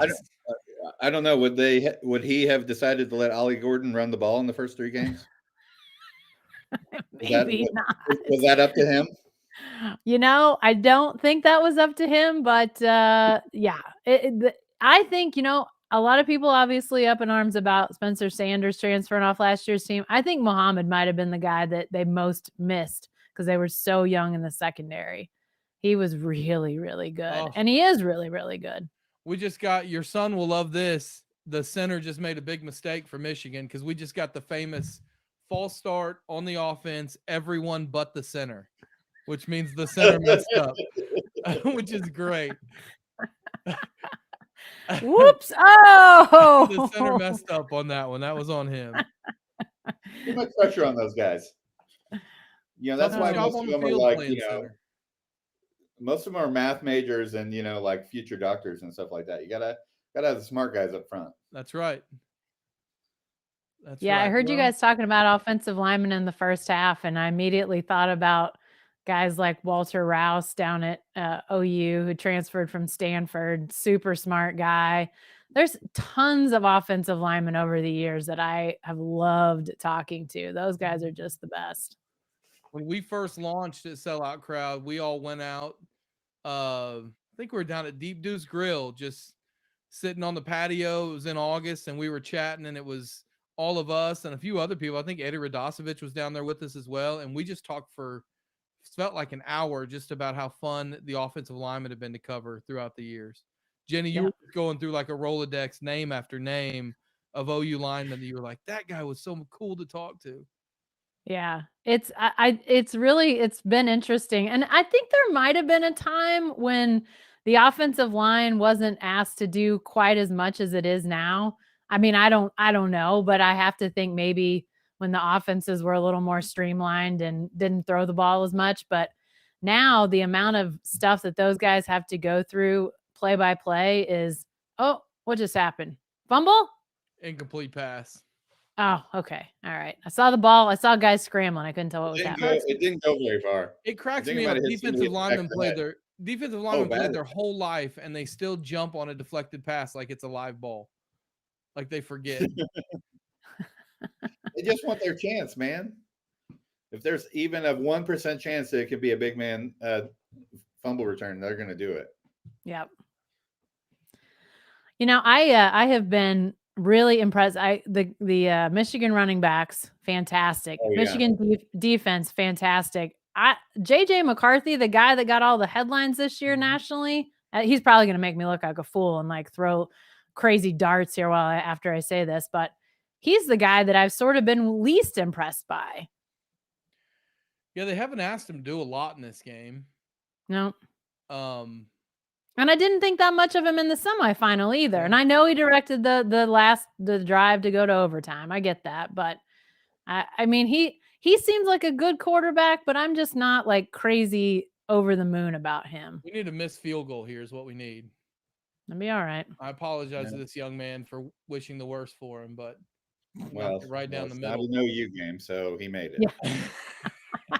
You know, the first two field goals just snuck in this game. The Washington's first field goal, Washington's first, and then Michigan's just snuck inside the uprights. Yep. You know, the Michigan quarterbacks are sort of traditionally been like basic white guy, don't do anything spectacular. And that's sort of been the Michigan calling card over the years. There've never been like exciting. The words exciting Michigan quarterback do not exist. Well, the fact that Tom Brady went there and he was just kind of, I mean, I know he developed as an NFL player, but you had Tom Brady. You couldn't get a little more out of him in college, for crying out loud. He looked like looked like he was going to bag your groceries, before he went to the combine. He was like, yeah, can I help you to your car, ma'am? But, and that's sort of been Michigan quarterback through and through. Again, maybe that's just Big Ten, what do they call it? Blue collar Big Ten hokum. Midwest. Are you guys at all in? Go ahead, Todd. Well, I was just going to say they did have Armani Edwards. You remember him? Vaguely. They weren't great, but he actually went on to play. I'm pretty sure he was a running back with the Jags for a while in the NFL. But he kind of played. He was kind of that. I think he might have played for Rich Rod when he was at Michigan, which that did not go well. No. I'm curious to see if the Michigan quarterbacking and frankly the Michigan offense, just because they're positioned with their pedigree and their brand to overhaul if they want with the Pac-12 schools coming in and the offense that we're sure to see out of Southern Cal, UCLA, Oregon, Washington, like is Michigan the most likely to say, all right, we're ready to go in and, do this throwing the football thing, in a more, pronounced way, a more West Coast way. I don't know. I'm just fascinated to see, especially if Harbaugh's gone, what's next? What's the next iteration of Michigan offense look like? Well, I'll ask you, Jenny, if Harbaugh does leave, what name would you throw out there? I mean, who are the names that you think would? I know Brian Kelly's name has been associated with that job. The first thing I thought of when you said that was, I wonder what his Michigan accent sounds like. That guy, I swear. Have to be head coach, don't you know? We're gonna go out on the lake. It's so beautiful. I think they have to start by looking at Sharon Moore. I mean, he was their interim coach. He led them to wins at Penn State and Ohio State late in the year to get him to the Big 12 title or the Big 10 title game. He's directing the offense, coaching the offensive line and the head coach in those games. And, for them to win, I think they got to at least start there. And it's not the splash. Michigan, is one of those programs, splash. And so I don't know, but he would be a guy I would start with. And I think that they're probably going to get calls from a lot of the big names if Harbaugh's gone. Why wouldn't they? Yeah. Wonder what we'll see from Mike. If he wins, I think. But if he wins, I think he's on the next train to the NFL. He's going to go. Barry answered this earlier. Which job would you guys take, the Chargers or the Bears?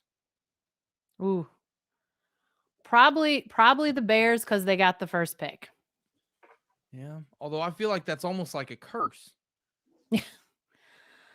Yeah. Well, and obviously, I mean, in the NFL, it's the ownership and what you're gonna how that relationship's gonna go, what it's gonna look like. I mean, you got to look at that very seriously. So, the Bears, the history is not bad, but the recent history is not good. So, I think I would go with the chance to get Caleb Williams. I heard you guys talking about who's that first pick.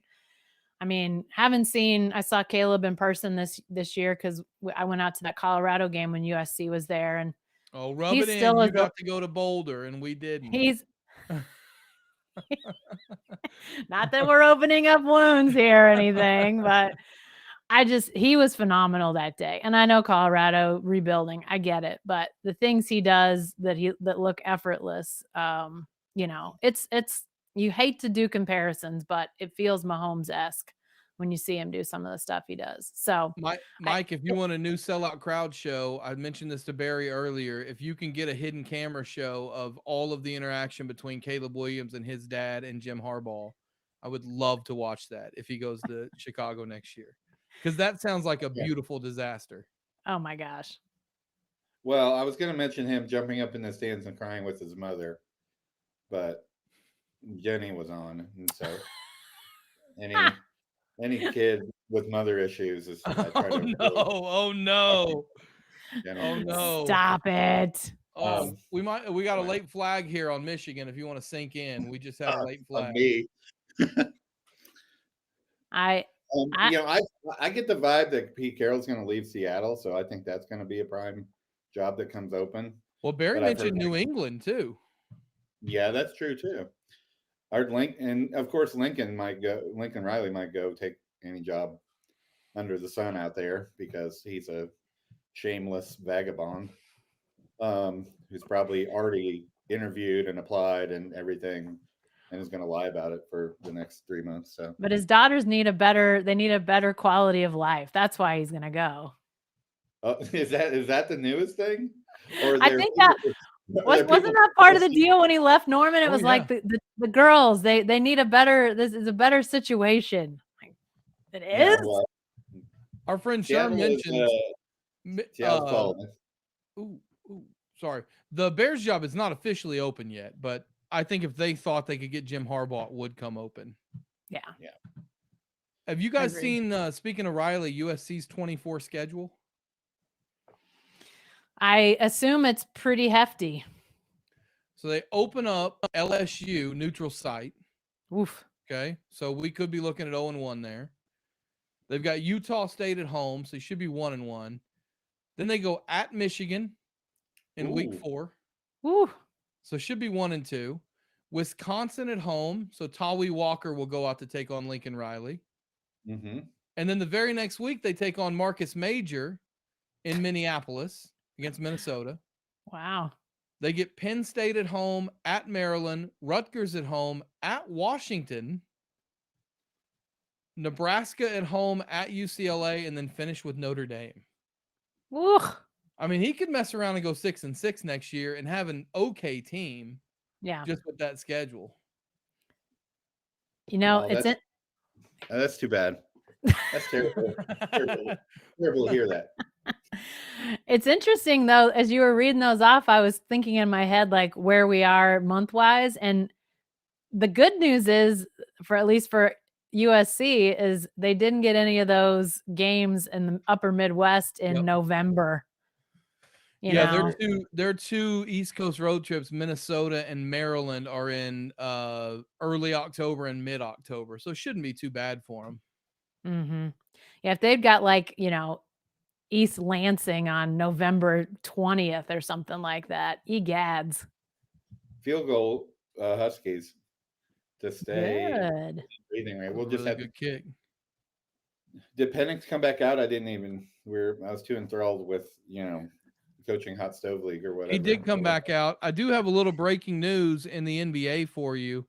The Memphis Grizzlies have announced that Ja Morant is out for the season. What? At Saturday's training session, Morant suffered a subluxation of his right shoulder following ongoing soreness and instability. Morant underwent an MRI that revealed an underlying labral tear. Eek. Morant will undergo season-ending surgery and expect to make a full recovery ahead of the 24-25 season. So, little. And I'm sorry, Mike Sherman. I don't feel like I owe him an apology. He was a little mad earlier that I gave out the Thunder score because he said he was taping the game, but it's 2024, and I don't think that's an excuse you can use anymore. So you kept it under wraps for Barry. You didn't say it for him, and then you said you were going to update after he left. There was a fair warning. I know. He should have known. And here's the other thing. Sherm, I have to apologize to you because if you were recording Sports Center tonight, I probably just ruined the John Morant news for you too. So I'm sorry for that. Don't say anything about the weather because I'm recording at 10 o'clock Channel 9. Speaking of, it looks like it's gonna get bad next week. You're gonna love that, Todd. I am. I was so giddy when I saw this morning on one of the newscasts that the low for the next Tuesday is like 1. And I was so excited. Are you a hoodie shorts guy? I used to be. Now as I've gotten older, I'm more in the sweatpants gang. Okay. A good pair of sweatpants really can't be beat. I was a hoodie shorts guy at Home Depot the other day, and I'm like, I'm turning into that guy. I've been there. I used to be hoodie shorts flip-flops, even in the deadest of winter. But I don't do that anymore. You guys ever need a kindred spirit for that kind of apparel, just go to any middle school and you'll fit right in. The kids, there's no coats. Nobody wears gloves. I know this from personal experience. The coat never leaves the house for my middle schooler. The problem is, though, they wear their hoodies in the summertime. They do. It's 90 degrees, which I don't get. Or Jenny and I are going to have parent talk here in a second. Or it's hoodie and shorts. Are you actually wearing shorts? Yeah. Can you pull up your hoodie to make sure that you're actually wearing shorts? So that's the conversation I have with my. It is funny. I was telling Sam Hutchins the other day about my love for the Fab Five, and I remember the long shorts were such a big thing. Yeah. And I remember thinking, like, I can't believe those goofy people back in the 70s and 80s wore short shorts. And I had a teacher one time that told me that fashion will come back around and the short shorts will be popular again. And I said, no way, no chance. And now you got guys that play college basketball that look like they're out there in Speedos. Yep. Yeah. Can we have a quick conversation about football, lower half apparel? Because we need to stop calling them football pants. Yeah. Well, there's a guy from Michigan. I actually took a screenshot during the semifinal. I don't know what number he was. I can look it up in a sec if you want me to. Defensive guy, I think, was out there, and his pants were right literally halfway up his thigh. They're not wearing pants anymore, guys. They're wearing swim trunks. I need to have I might need to quit this business and turn in my sports card, because when Todd said Fab Five, I immediately thought of Queer Eye. It's a great show. I'm like, what is Jonathan wearing long pants now? I'm sorry. Oh my goodness. Hey guys, if Washington can get a little stop here, this game is still interesting. Yep. Michael Penix must not be able to feel it. He's on as many opiates as I am right now. The problem is, if Washington's going to get a stop here, what they need is that guy right there that we're seeing, Sharon Moore, to call a bunch of pass plays. Because I think if Michigan keeps it on the ground, they can move it right down the field. I'm a little bit surprised they got it so pass happy late second quarter. I thought they could have extended the game out a little bit. Yeah, they could have sat for a while.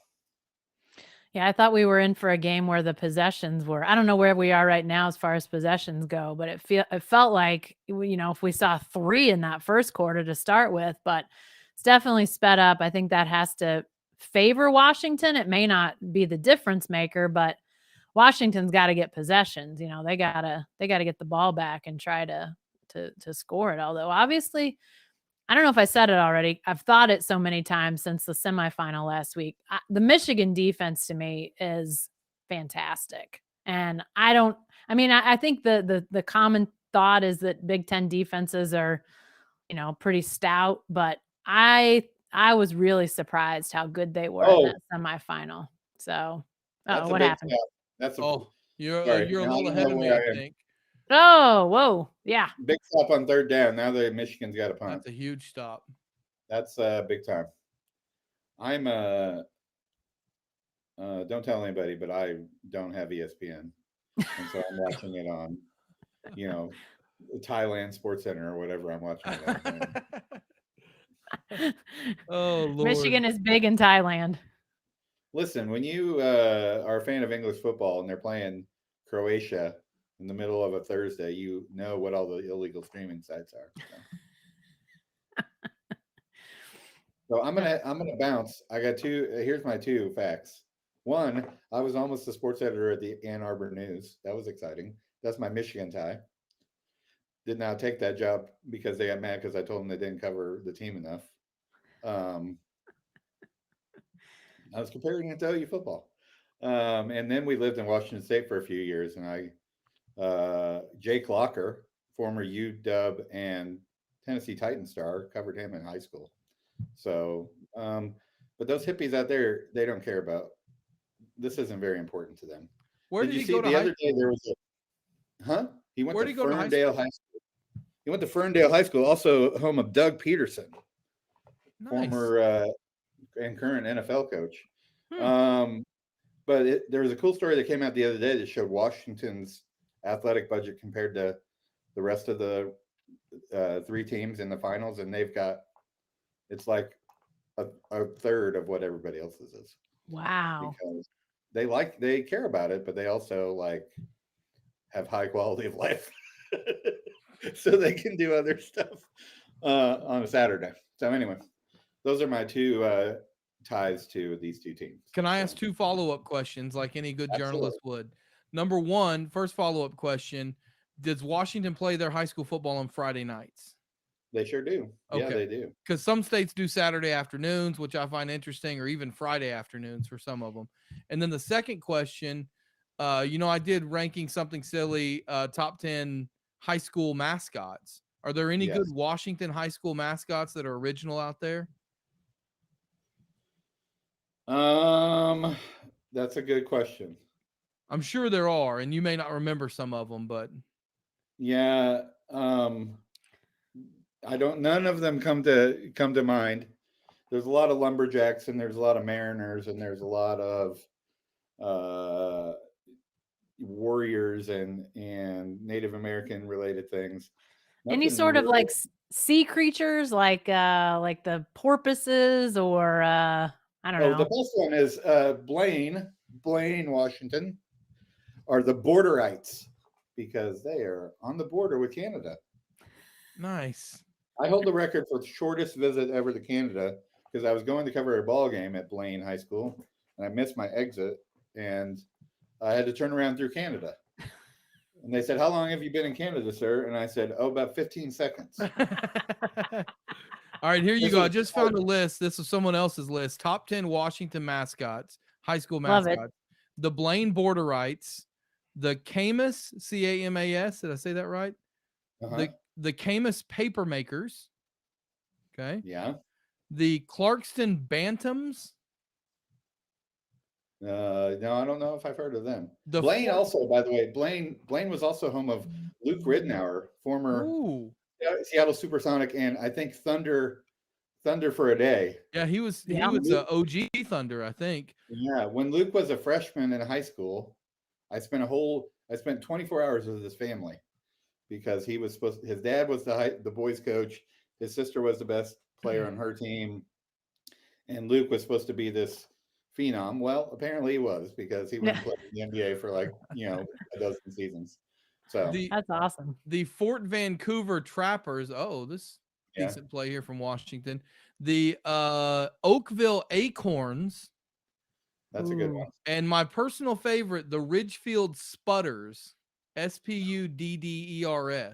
That's a lot. It's over there by Idaho. There's a lot of potato related Idaho Idaho teams. Hold out on, there. it gets Wow. better. It gets better. The Ridgefield Sputters, one of their feeder elementary schools. You know how like all the elementary schools have mascots too. Oh, They're the Tater Tots, the No, feeder elementary school, which is awesome. that's amazing. The Tater Tots is pretty awesome. couldn't be better.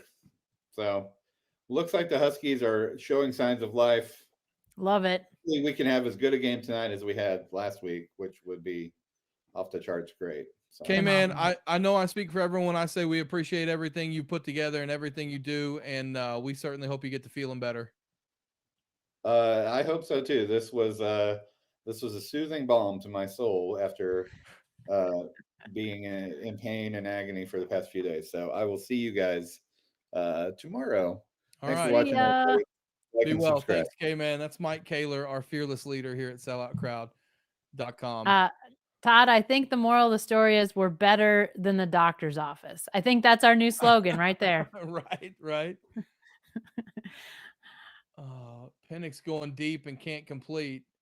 I got to catch up to you, friend. I am just a little bit behind you. Let me see if I Here, can I'll catch tell you up what to I'm you. going to do. I'm going to pause. You don't go anywhere. I'll pause for a second. Okay, so you saw a deep ball. I think I'm about ready to see it. 5:37 on the clock. Snap to Penix.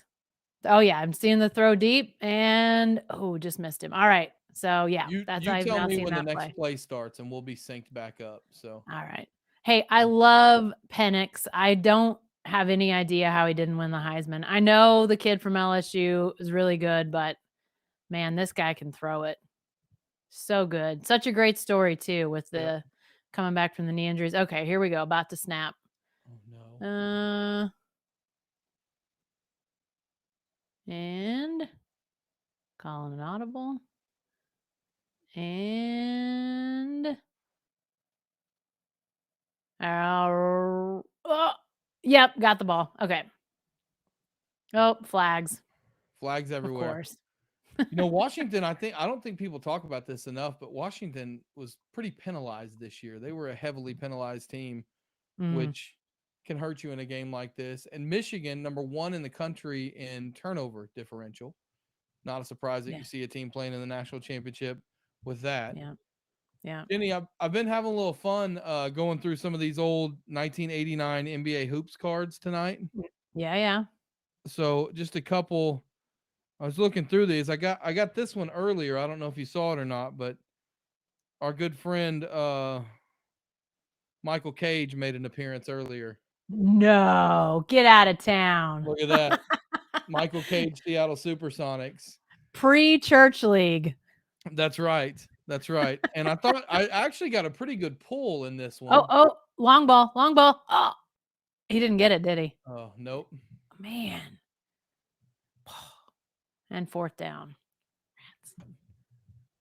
I got a good pull in this pack. Look at that one. Who is that? I can't see it. That's Irvin Johnson. Oh my. A Magic Johnson All-Star card. Now the good news is that's a good card. That's a good player. You'd think that might be worth some money. The bad news is they made roughly 10 billion of these cards, and each of the good ones are worth like 5 cents each. So this is go ahead from and the put era, it. Go ahead and put it in your bike tire. Yes, you can put those in your bike tire. So we got a couple good cards tonight.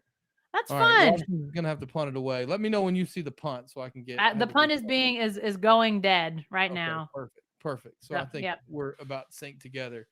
Well, Jenny, I've been asking everybody this tonight, what they're working on. What are you working on over at selloutcrowd.com and on the Jenny Carlson podcast? Yeah, I've got a couple of things kind of just in the starting hopper. I'm hoping to talk to Jaden Nickens, the big-time football recruit from Millwood, now at Douglas. He is transferred over to Douglas for basketball, and just awaiting word to get an interview set up with him. And so we'll hopefully have that sometime later this week or early next week. He's committed to Oklahoma. Only a junior, so he's still got another year of high school, basketball this year, and then an entire year of school next year. So trying to get some details just about his decision to transfer to Douglas, what that means moving forward. And this is one I haven't started, but I'm really excited with the NFL playoffs getting going this weekend. I'll have something for the weekend, but sometime before the end of the NFL playoffs, got an email from a guy named Dennis McCrae, who used to coach high school football at Washington. I've talked to him in the past, and he's got a cousin who is working to try to get an native Oklahoman into the Oklahoma Sports Hall of Fame. And this guy, I think his name was Spec, S-P-E-C, Spec Sanders. And he played in the early days of the NFL. And so I'm fascinated by history, and especially history that I really have never heard anything about. And I have to admit, he's one of those guys I've never really heard anything about. So can't wait to get some calls made and start to report on that. But those are some things now that the actual football season has died down a little bit. We'll start to, do some more longer, view things of football, but then obviously a lot more Thunder coverage in my future. I think that's probably the case for myself, for Barry, for, just about everybody except for our college writers. So, and can't wait. I mean, I think this is an excellent, fun team to write about. So I'm looking forward to that. I had to do a Google search of Spec Sanders. Did I get the name right? Yep. Orban Eugene Spec Sanders. He played from he went to Texas, which is interesting, but he's born in Temple, Oklahoma, and died in Lawton, Oklahoma. So he was an Oklahoman pretty much his entire life. He played from 1946 to 48 for the New York Yankees back when they were a football team. And then 1950, they changed their name to the New York Yanks. And he was a Pro Bowler in 1950. So I honestly knew nothing about that guy, and I feel like I know a lot about old football players, especially from Oklahoma. So that's very cool to know. Yeah. It was one of those things that I got the email originally. I think it was maybe the week before the Bulls, or I don't know, when football season's going on. People probably can guess this, but we're just chasing the stuff that's right in front of us a lot of times because there's so much going on. But I got that email and I thought, I got to get after this one. And so I'm glad to now have a little bit of space and time to maybe do that. Hey, here's Washington's defense, y'all. I know. I was going to say, we probably need to talk about it. You had that big 3rd and short stop, and they get a stop there. Yeah. I mean, the bad news is, like I mentioned, Michigan doesn't turn it over much, and Washington could really benefit from a turnover here. But if you can get a 3 and out that far deep in Michigan territory, you could get some really good field position. Yep. That's a really good beard from the assistant coach there. Oh my goodness. I love it. Look at this. Another one right up the middle for nothing on 2nd down for Michigan. Man, Washington's defense. Here we go. Hey, listen, just for the record, I would like Washington to win this game, but the thing I care most about is a good close game. So if we could go into the 4th quarter, tied, or into the final half of the 4th quarter tied, that's what I'm a fan of. So that's why I'm pulling for Washington to get a stop here and get the ball back. Big 3rd down play here for the Wolverines. Washington showing blitz on this. Boy, are they? Whew. Oh man. Listen. Oh.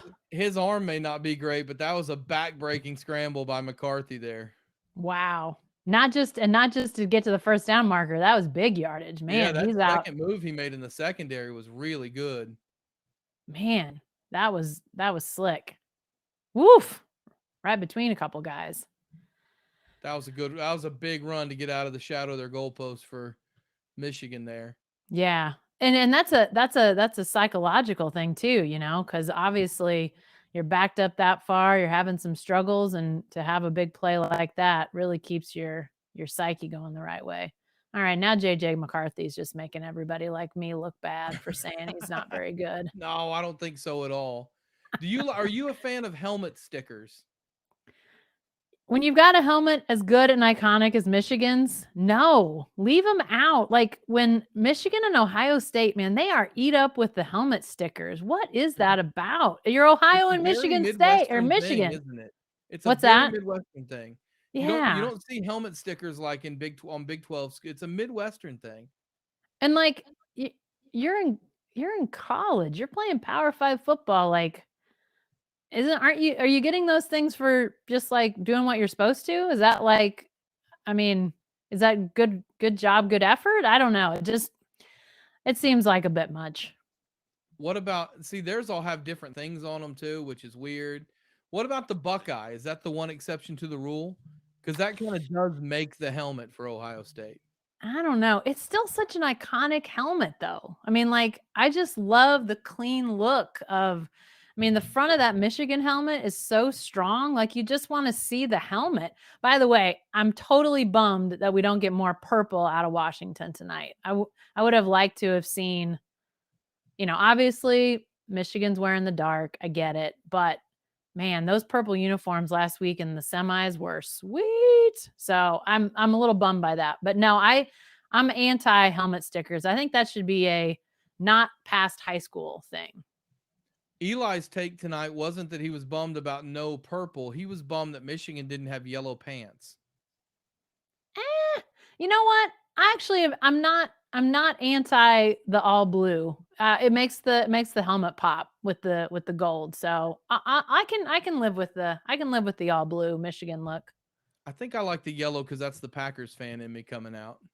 There you go. I want the yellow. There you go. You know who's got an elite pants look is Georgia. The silver pants, when they're done right, are perfect for football. Yeah. The Giants kind of have that silver pants look. Oh, Washington gets a third down stop. All right. Somehow we still have a ball game. An underrated uniform, talking about silver pants, is K-State.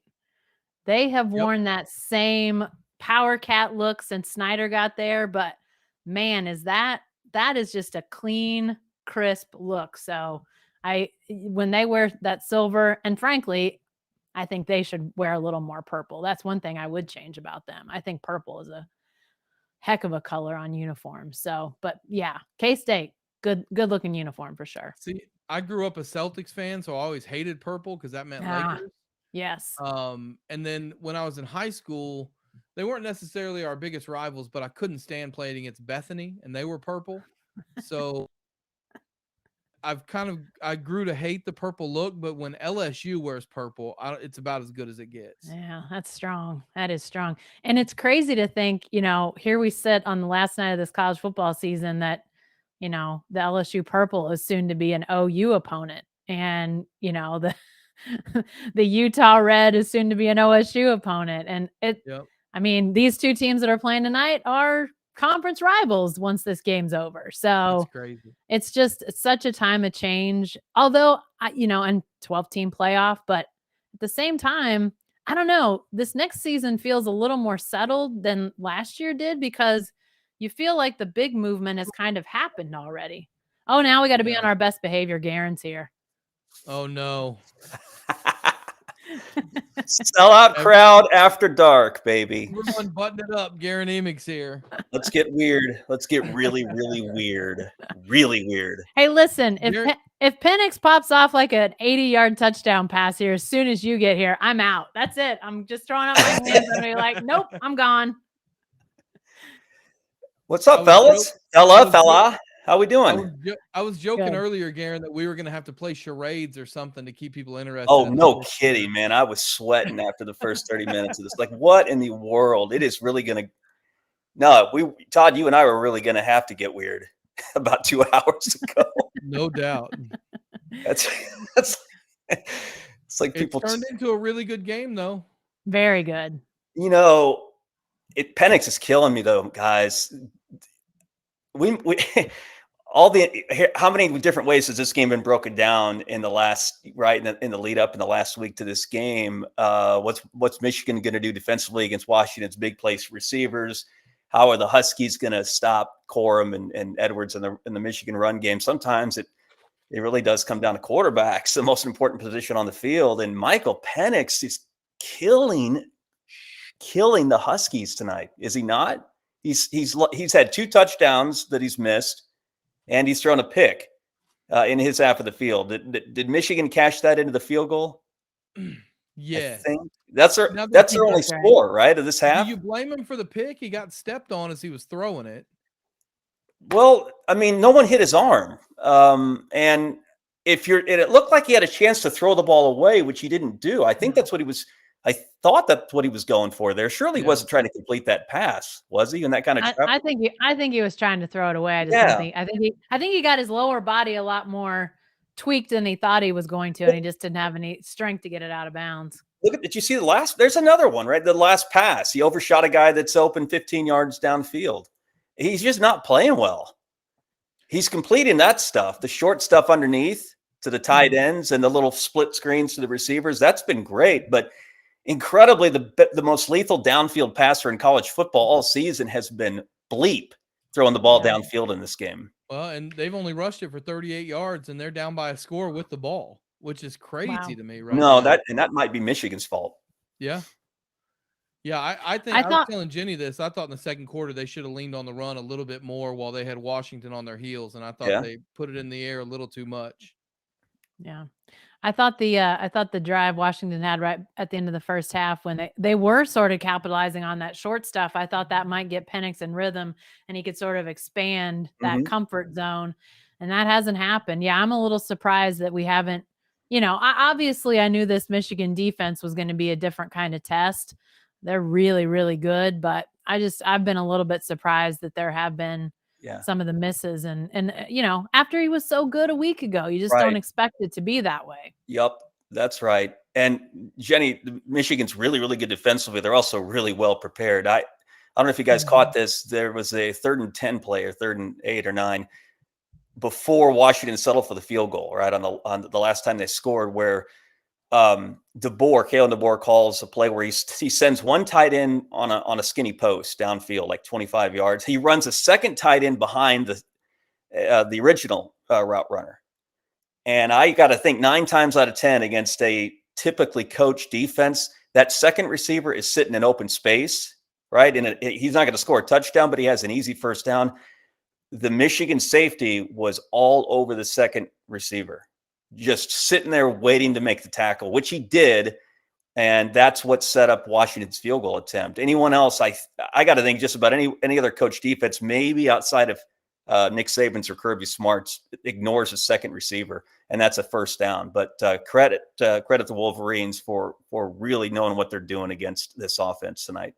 Just so we can stay synced up here on my view here, we're about to snap the first snap of the fourth quarter. The ball was just snapped to start the fourth quarter. So if anyone needs to sync there, you can. Can we all agree that this whole deal has gotten a little old when we go to the fourth quarter? Everyone does it now. It's one of the. Where are my car keys? It's so bad that everyone does this. I've always thought you should do it after every quarter. Like when you're playing the second quarter, shouldn't you do this? Because it's important too. Hey, Todd, if we can get rid of this, I'll lead that charge if you'll help me with the getting rid of the helmet stickers. We were just talking about that, Garen. Helmet stickers. I think you got to leave those after high school. I'm anti. Oh, try saying that in Columbus. I know. I know. That's their entire helmet. Is helmet stickers. To me, the lone exception is Ohio State, and it's because they have no logo, and I'm okay with having the stickers on it. But Michigan's is very busy, and they all say something different. Yeah, it's too much. And it's a good helmet at Michigan. Don't mess it up. Hey, I got a quick story to follow up on the holding the number 4 in the air. This is a terrific. I love it. I don't know if the viewers or listeners will, but I don't care. I love it. So that's what I'm gonna tell the story. Clay Horning, who we all know is a longtime sports columnist and editor with what happened? Oh, are you ahead of me? I think I might be. You must be. He just dropped it, didn't he? What happened? On 3rd down. Do we need to pause for you, Garen? I'm on 2nd and 7. How'd you guys get so far ahead of me? You let me know when the snap starts on the punt, and I'll catch up. They're punting. I'm only on 2nd and 7, and they're punting. Yeah. Okay, I'm fast forwarding. Sorry to ruin it for you, but 3rd and 4 doesn't go well for them. Okay, yeah. I'm watching 3rd and 4, and oh my God! I know, right? People are going to find out that sports writers do actually cheer in games they don't have, a vested interest, like a professional interest in. I'm pulling so hard for the Huskies tonight. It's unbelievable. This is going to kill me. Well, we cheer in the press box too. We just do one of those, keep it under wraps. God, I cannot believe this is Washington's offense tonight. What is going on, guys? Self-destruction. What is going on? Let me know when the punt is kicked, Garen, and we'll catch up. Okay. Yeah, I'm on Fansville now. Oh my gosh, what happened? I fast forwarded. Oh, you fast forwarded. Okay. I don't want to. I was really behind you guys. Do I need to rewind now? We got live TV is what we have right here. Yeah, if you can rewind, I just saw the punt just went out of bounds inside the 20. All right. They're showing JJ McCarthy now. Okay. Here's the number 4 story real quick while we re-sync. Clay Horning, friend of ours, Norman transcript editor, sports columnist here forever, has his own website now. He writes columns that he's single-handedly trying to take down Ryan Walters, which I sort of respect. Anyway, not that you brought me on here for politics. Clay once wrote a column for the Norman transcript where he said, retire guys holding the number 4 up. And this was like 14, 15 years ago. This is a long time ago. He was sort of ahead of the curve on this. He's leaving a press conference at Owen Field one day, Stoops press conference. Brent Venables season when Brent was the coordinator at OU at the time. Brent's on his way back in after a lunch run or sandwich run or whatever. Brent says, "Hey, Clay." Clay's across the street. Clay looks at Brent. Brent goes,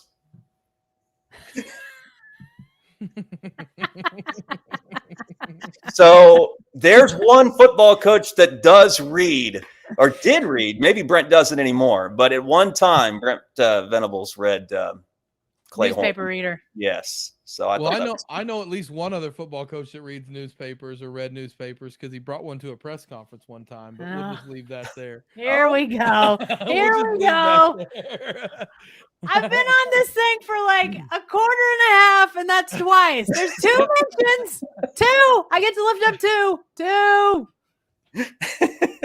My favorite part of that whole deal too was he made it seem like he hadn't seen it. It was brought to me by a parent. That was my favorite part.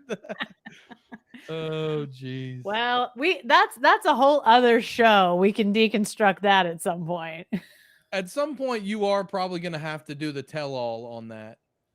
I'm sure there's not much to it, but are we coming up on 20 years? What did we just come through? 17, I think. 17, I think, because this was his 57th birthday. I'm pretty sure this year.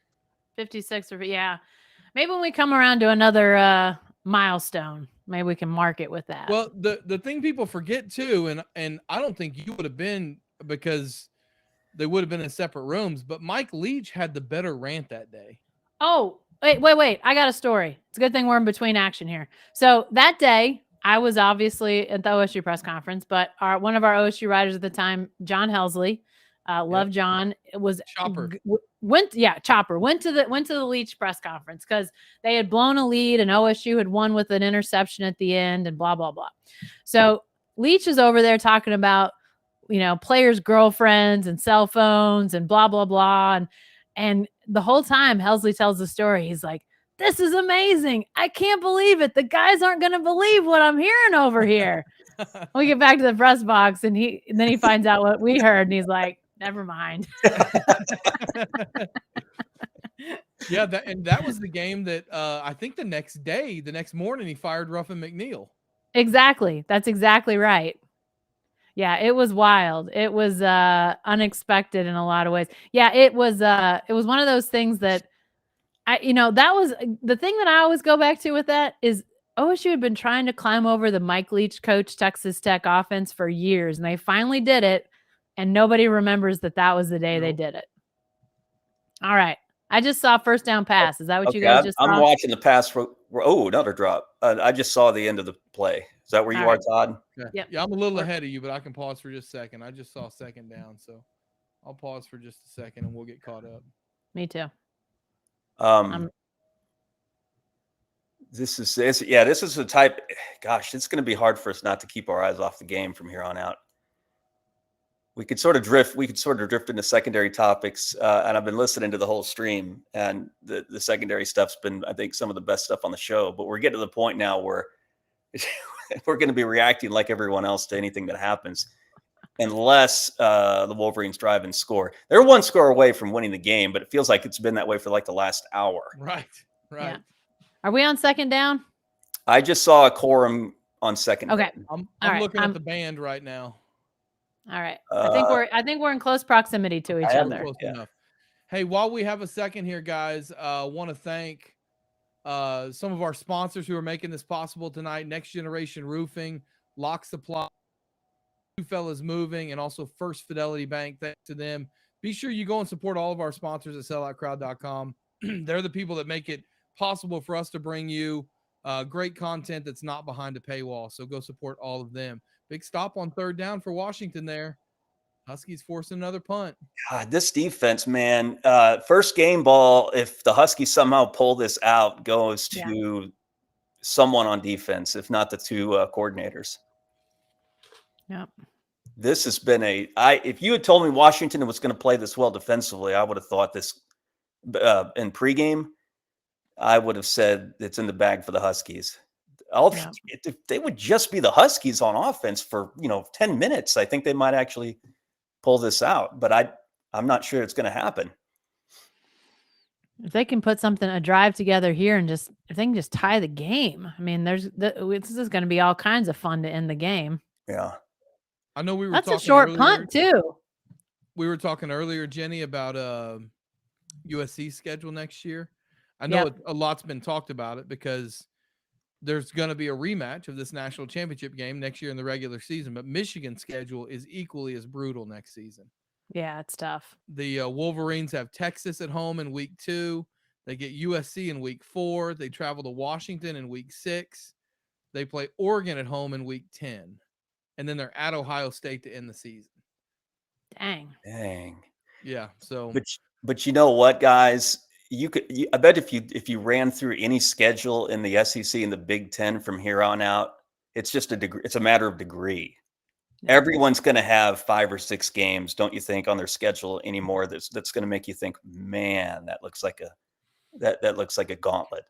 It's really isn't it just how they're laid out? Like with OU, you've got those last 2 that you go, oh my goodness. But everybody's got something somewhere that you're like, well, golly, that's how are they going to survive that stretch? I mean, the Sooners guys play Alabama, they go to LSU, they go to Auburn, they host Tennessee, they play at Ole Miss next year. And I thought, comparatively speaking, they came out pretty well.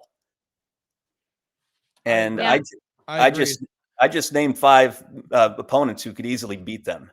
Yeah. But I think this is the new reality. OU gets a bye week before the Texas game, right? Right. And they get a bye week before the Alabama game, which helps them out with 2 of their biggest games of the season. So I think it could have been a lot worse for the Sooners. For sure. Well, and they're going to be 3-0, barring something really strange coming out of non-conference. The Vols opener is in Norman, right? That's their SEC opener. Yep. And if this was Tennessee coming off the 2022 season, this might be dicey. But they took a step back last year under Heupel. We'll see how that quarterback who played pretty well in their bowl win, how he responds to being the full-time guy. Nico is his first name. Don't even ask me to say his last name. He's got the best transfer portal last name ever. It's basically I'm Aleva. That's right. I think it's Iam Aleva or something like that. He's got like 8 vowels in his last name. Yeah. That's all I know. It's insane. Washington, because Harbaugh, number one. I mean, I'm going to be honest. I prefer Kalen DeBoer to Jim Harbaugh. I like Penix. Nothing against McCarthy, but I really do like the way Penix plays. Todd, I heard you reference the budget difference, or someone referenced the budget, or no, it's Kaler, right? When he was on, Mike did, yeah. Oh, Kaler, yeah. That's pretty. I didn't know that. That's pretty cool. But don't you think there's the defensive play I was talking about, where the guy just stayed home and tackled the second receiver? I get the sense this might be Washington's last shot for a while. Whereas Michigan, it's a curse of I'm stereotyping the blue blood versus like level below the blue blood. gets the feeling that even if Harbaugh goes to the NFL, Michigan's going to hang around and be a factor for a while. I get the sense this might be the Huskies' best shot in a long time. Yeah. Maybe I'm wrong. Oh, completed? Not completed. Good play. Another- Good play by the defense. Was that a drop or it was a defense? I want to say it was a PBU, but that was not on Penix. That was a good throw. I have to admit, I'm watching the biggest game of the season on a very little screen as we're doing this, so it's not exactly the best viewing experience, but I'm loving it. I watch so much Manchester City soccer like this, Jenny. In fact, I think I told you the other day. Oh, there we go. Big play. Oh no, is there a flag? Wait, he's not going downfield. Oh no, hold. Oh, you're kidding me. Oh, wait. Hold the other way. Back, offensive No, holding. oh no. God. And it was an obvious one too. Oh man. Come on. They finally get one downfield. ACC refs biased. Was that obvious? Oh, he's got his hand up by his face mask for a second. Yeah, it almost looked like he grabbed his face mask. When you get your hands on the outside of him, they're going to call, even though he did just kind of shove him, they're going to call that 90% of the time. Tell you who else isn't having a good night, guys. The offensive line. How many penalties is that? 5, 4, 6, 7, 8? Well, and they stepped on Penix's leg. On the interception. You're right. Good point. Yeah, and that's I don't know why I know this other than I was just digging around for all sorts of crazy stuff this last week, but they were the Joe Moore best offensive line this year. Michigan was the last 2 years, which was the first time they've ever been back to back, but that Washington line is supposed to be, best in the country. They've not played well tonight. This game's got to be killing Texas fans, doesn't it? Ugh. Can you imagine watching this in Austin tonight thinking, where was this? Well, it's got to be killing Alabama fans too. Yeah, well, that's right. I mean, I don't think Michigan's played as well as they played against the Tide. That's a good point. Yeah. I don't think. That was another game where I thought the difference was the quarterbacks. McCarthy was poised and Jalen Milroe was not. Yeah. See, this is where Michigan, if they want to put the game away, you get this punt, you keep the ball on the ground about 80% of the time, and you take about 6 minutes off the clock, and you go kick. Even if it's a field goal, it's ball game at that point. Yeah. Yep. This is where Blake Corum, those guys in the backfield become your best friends. You got to use those guys. They're really good too. I mean, it's not a matter of like settling. Those guys are excellent. So just go use them. Looking at the current stats in this game, guys, 365 to 237 total yards. Michigan with the advantage. Wow. Michigan's only passed it for 87 yards. They've rushed for 278 on 30 attempts, 9.3 a carry in this ball game. Yeah, if I don't know if it's going to happen now, but if Washington does come back and win, you're gonna have to throw. We got to win the rushing battle in the faces of a lot of coaches next year, because this has been an absolute dismantling in terms of rushing balance between the Huskies and the Wolverines. You said a little while ago, didn't you, Todd? I think it was you. I think it might have been when you had Barry and Eli still on. You thought that if Harbaugh wins, that almost cements him going to the NFL. I think Barry said that, and I think Taylor agreed with that too. I tend to agree. Yeah. Now the question is, where would you want to go? I mean, I know that it's been thrown out there. San Diego, obviously, he's got a connection with the Chargers, having been a quarterback there. I know they're not in San Diego anymore, but you know what I mean. LA now, the Chargers, but you've also got the Bears, which may come open, and if he's available and they can get him, I think the Bears would want him. You got the Patriots, which may be open. What spot would he want to be at? Washington? Doesn't seem very attractive. Ooh, boy, Dan Snyder put the funk on that franchise. I know. Harbaugh seems like a Chicago Bears guy more than the others. Okay, so here's the follow-up, Garen. If Jim Harbaugh goes to the Chicago Bears, they've got the #1 draft pick. Who do they take? Or does he coach Ohio State's Justin Fields? I don't know, man. That's a good question. Because my thought is the Jim Harbaugh v. Caleb Williams could be incredible television. No, all things being equal, you got to take Williams. I mean, if you're after a quarterback, you take Caleb Williams. But I don't know if it's that simple. If you're the Chicago Bears brain trip, I don't know if you just bail on Fields. You either have to move Fields for a really nice package, or you have to move the number 1 pick for a really nice package. You could you could trade down and get a damn good quarterback in this draft, and also maybe 2 other first-round picks. I mean, I think Caleb Williams is fantastic. I think he's going to be big time. And I'm terrible at judging NFL talent. I'll just admit that. But seeing him play, he just plays differently. I mean, I don't know. That'd be hard. I'd be hard pressed to not pick him if I'm the Bears. I'd figure out a way to get something for Fields and move on down the road. Oh, that guy's good. That tight end's gonna play in the NFL. Whoa, he's got a Green Bay Packer written all over him. How about my Green Bay Packers in the playoffs? They've got about as much of a chance of winning as my Pittsburgh Steelers. Oh, this weekend. Who would have thought when the Packers and Steelers played earlier this year, it was a battle of 2 playoff teams? It's not a good commentary on the NFL for those 2 teams to be in the playoffs. No, they added that extra team in the playoffs, and I think we figured out that 6 deserve it, not 7 every year. Well, someone's say it every year as long as someone takes Dallas out. Well, it's the perfect thing for me because I feel the same way. I just want Dallas to lose, and it probably won't happen to Green Bay, but I've got super low expectations, so nothing bad can happen now. Do either of those teams play at home? No, Green Bay's at Dallas, and Pittsburgh is at where are they? Buffalo. At? Buffalo. That's right. Oh, Buffalo. Yeah, it's going to be a short trip for both. When is that game at Buffalo? Is it Monday? Are they Monday night or? No, I think it's Sunday afternoon, isn't it? You can tell how much I think they've got a shot. I don't even know what day they play. I really Sunday don't. afternoon, high of 20, wins 20-30 in Buffalo. Whoa! I'd rather be in Buffalo than Kansas City this weekend. Do you guys see what Kansas City is going to be like? Yes.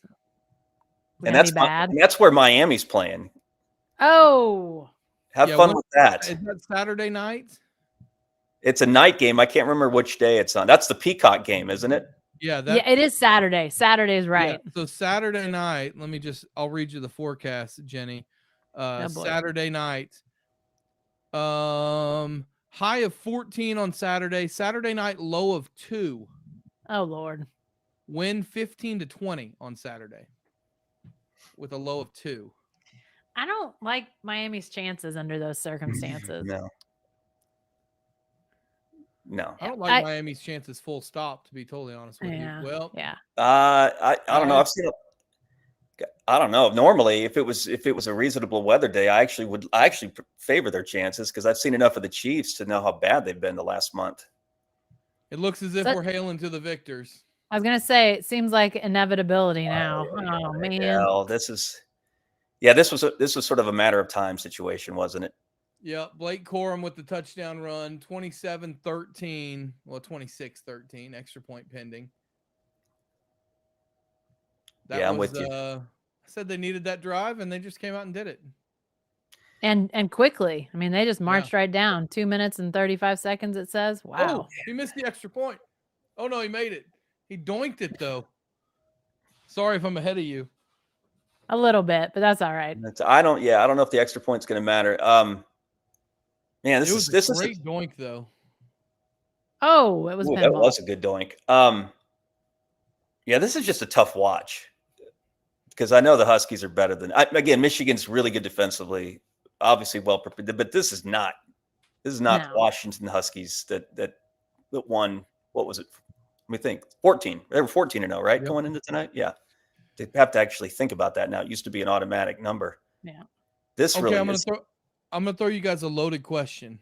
If we're in 2024 next year and we're in a 12-team playoff, that means Georgia would have been in,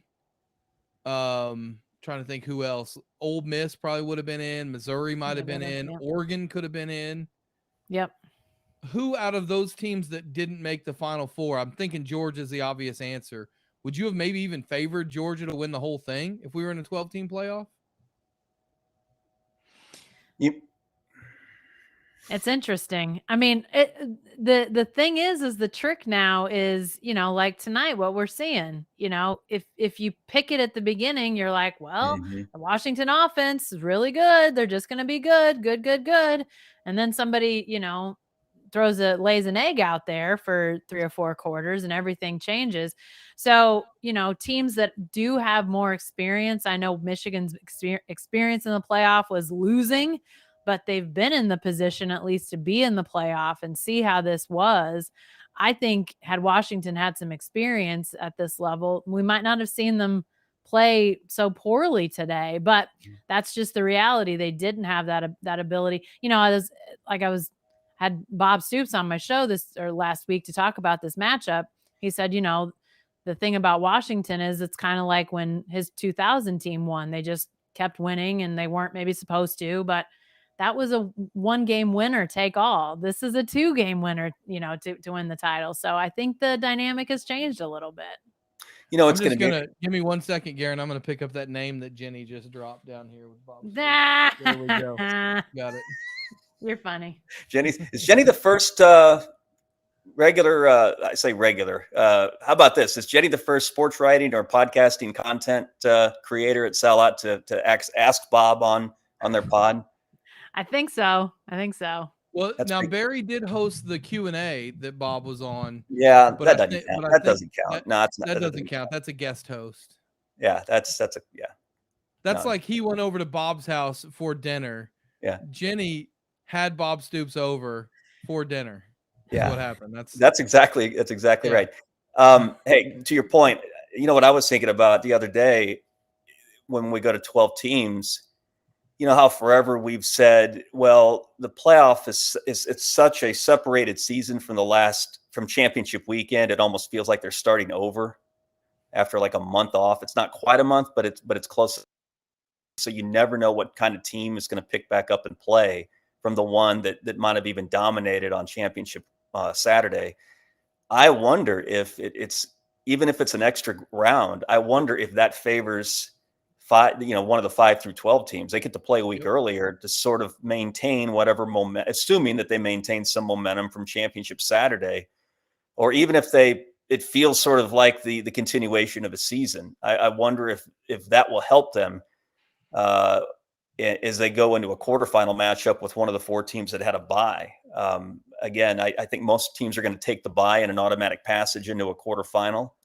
But if you're 5 through 8 and you get to host, if assuming that the first round's going to be on campus next December, have those games on campus, win what is not just essentially, but is a home game, and then gather a little momentum heading into the quarterfinal at a neutral site bowl city. So just something I was tossing around a little bit earlier. May not be a bad thing to not make the top.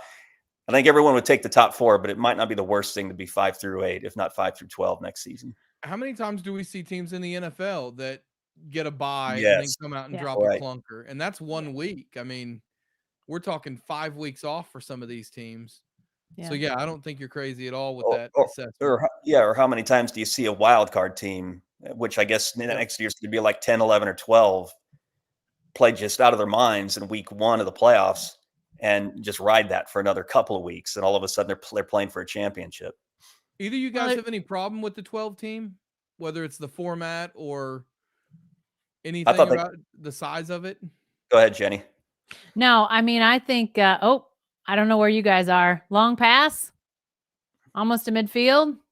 That's a big completion there. That's a big completion. He hit a Dunsey this time. Yeah. Yeah. I think 12 teams I love it. I mean, I think there's probably some unintended, there's all sorts of things we don't know. I mean, I think what Garen just brought up is a great point, but there's so many things we don't know until we get into the middle of it. I'm sure there's going to be some unintended consequences that aren't good. But I think more teams in the mix, Jiminy Christmas, another penalty. I think more teams in the mix late in the season to get into the playoff is going to be fantastic. So I'm all for that. And, I think it is going to be a little bit of, some trial and error. It's everything from how does the selection committee weigh, teams that are playing 8 conference games versus 9, or play, a legitimately tough Power 5 opponent in their non-conference. Like, how do they weigh all that? I think that's going to be very fascinating to see, because we kind of figured it out with the 4 team, but 12 teams a whole different ball game. So I think it's really going to be interesting to see how that all shakes out. Even to the fact that, like, going down the line, if Liberty goes 13-0 next year and they play basically the same schedule they played this year, what if Tulane goes 12-1 and their one loss is at Oklahoma? Yeah. I think that will be fascinating as well with some of the group of 5 schools. Are they going to be rewarded for scheduling good schools in non-conference, or will they start to just play nobody? Boy, Washington just cannot protect Penix. I mean, they just have guys running free at them right now. Big third down here coming up for Washington. I also think, to what you said earlier, Jenny, having experience in the playoff matters, and it's not in the pro game. It's a lot more about the players having experience. In the college game, players move so much and they only get 4 years, even if they stay at one school. It's more about coaching staffs and, support staff getting experience about how to manage that. Yeah. And I think that matters a lot. And I think more teams will get experience, and I hope it will lead to more good games in the playoffs. Yeah. Nope. Ooh. You guys are ahead of me. I'm watching 3rd and 13. I take it didn't go well. We're just a little ahead of you, I think. I just saw the third down play. Yeah, that's good coverage. That's advantage Michigan on the coverage. But you got to go guys, for it here, right? Yeah, but again, the guys, the 2 passes before, that just wasn't Penix to me. You're right, Todd. They're not on this drive. Michigan's getting to him. Yep. But did you see him overthrow the guy in the flat on first down by like 5 yards? Well, I mean, that's just not him. I feel bad for the kid. He's had a great year. He was on everyone's Heisman ballot for a reason. He was out of this world against Texas a week before. He's just picking a bad night to have one of the worst games he's played. That's just all there is to it. Yeah, he is. Yeah, I mean, Michigan's going to use a timeout here. This is basically the ball game. Michigan gets a stop here and it's over. Yeah. They real quick back to the 12 team. They got everything right, guys. In my opinion, they should have added. I've said this before 100 times, even since I joined Sellout. This should have been done years ago. I can't believe it's taken until now to get to 12.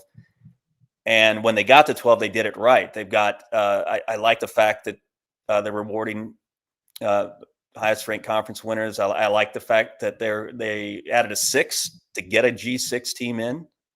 Under the old format. I think it's going to be 5-7 now. Have you seen that?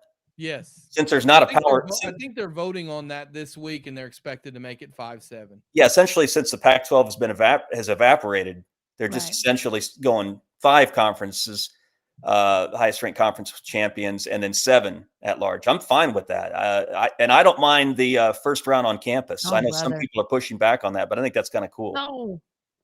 Oh, flag on 4th down. Please tell me it's on Michigan. That's a big hold on 73. Oh, it's on hold. It's holding. Well, there's a. No, I think there was a flag in the secondary too. Yeah, Dunze got pulled down at the 5, so this will offset. Offset. It's going to be offset. 73 for Washington just had one of the most obvious holds I've ever seen. Yeah. I mean, he just reached out and grabbed the guy. Well, he had the hold earlier too. He's getting. Yeah. A lot of people on Twitter don't like that hold call, but that's one of those ones as a lineman. You get your hands on either side of the guy, they're going to call it no matter. Here you go. Here you go. Oh yeah. It's he got beat bad. It's been a bad night for the O-line. It has. Yeah. I think it's. He didn't. It looked like he had the snap count wrong. He was going on 2, and everybody else was going on 1. Oof.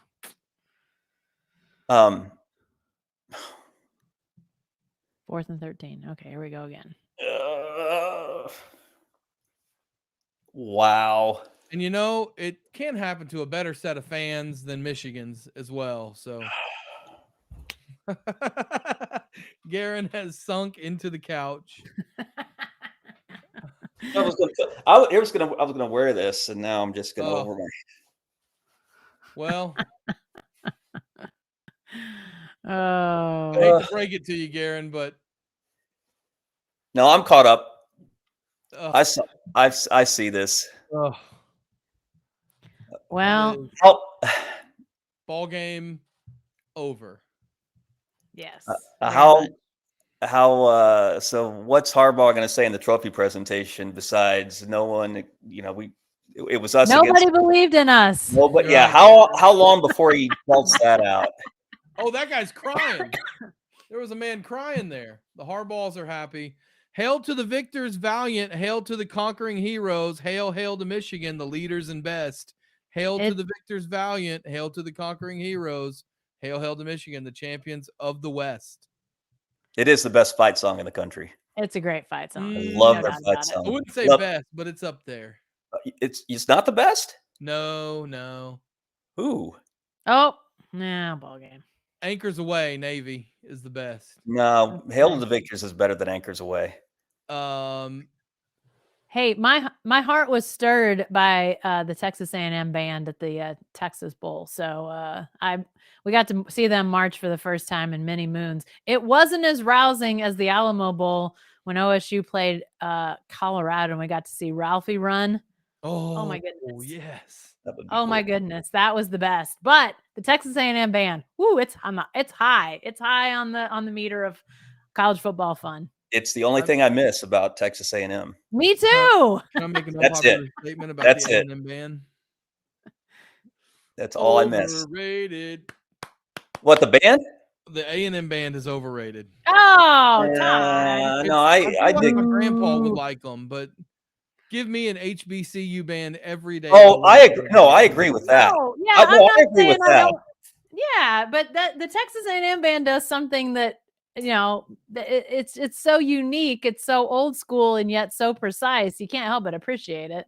There was guys. There was a time, I can't remember as this game gets officially out of hand. There was a time that OU was supposed to play Florida A&M. No, they did play Florida A&M. It was Rattlers. It was about 2014. Oh, what is that? Is that Derek Jeter? Yeah. What's he doing there?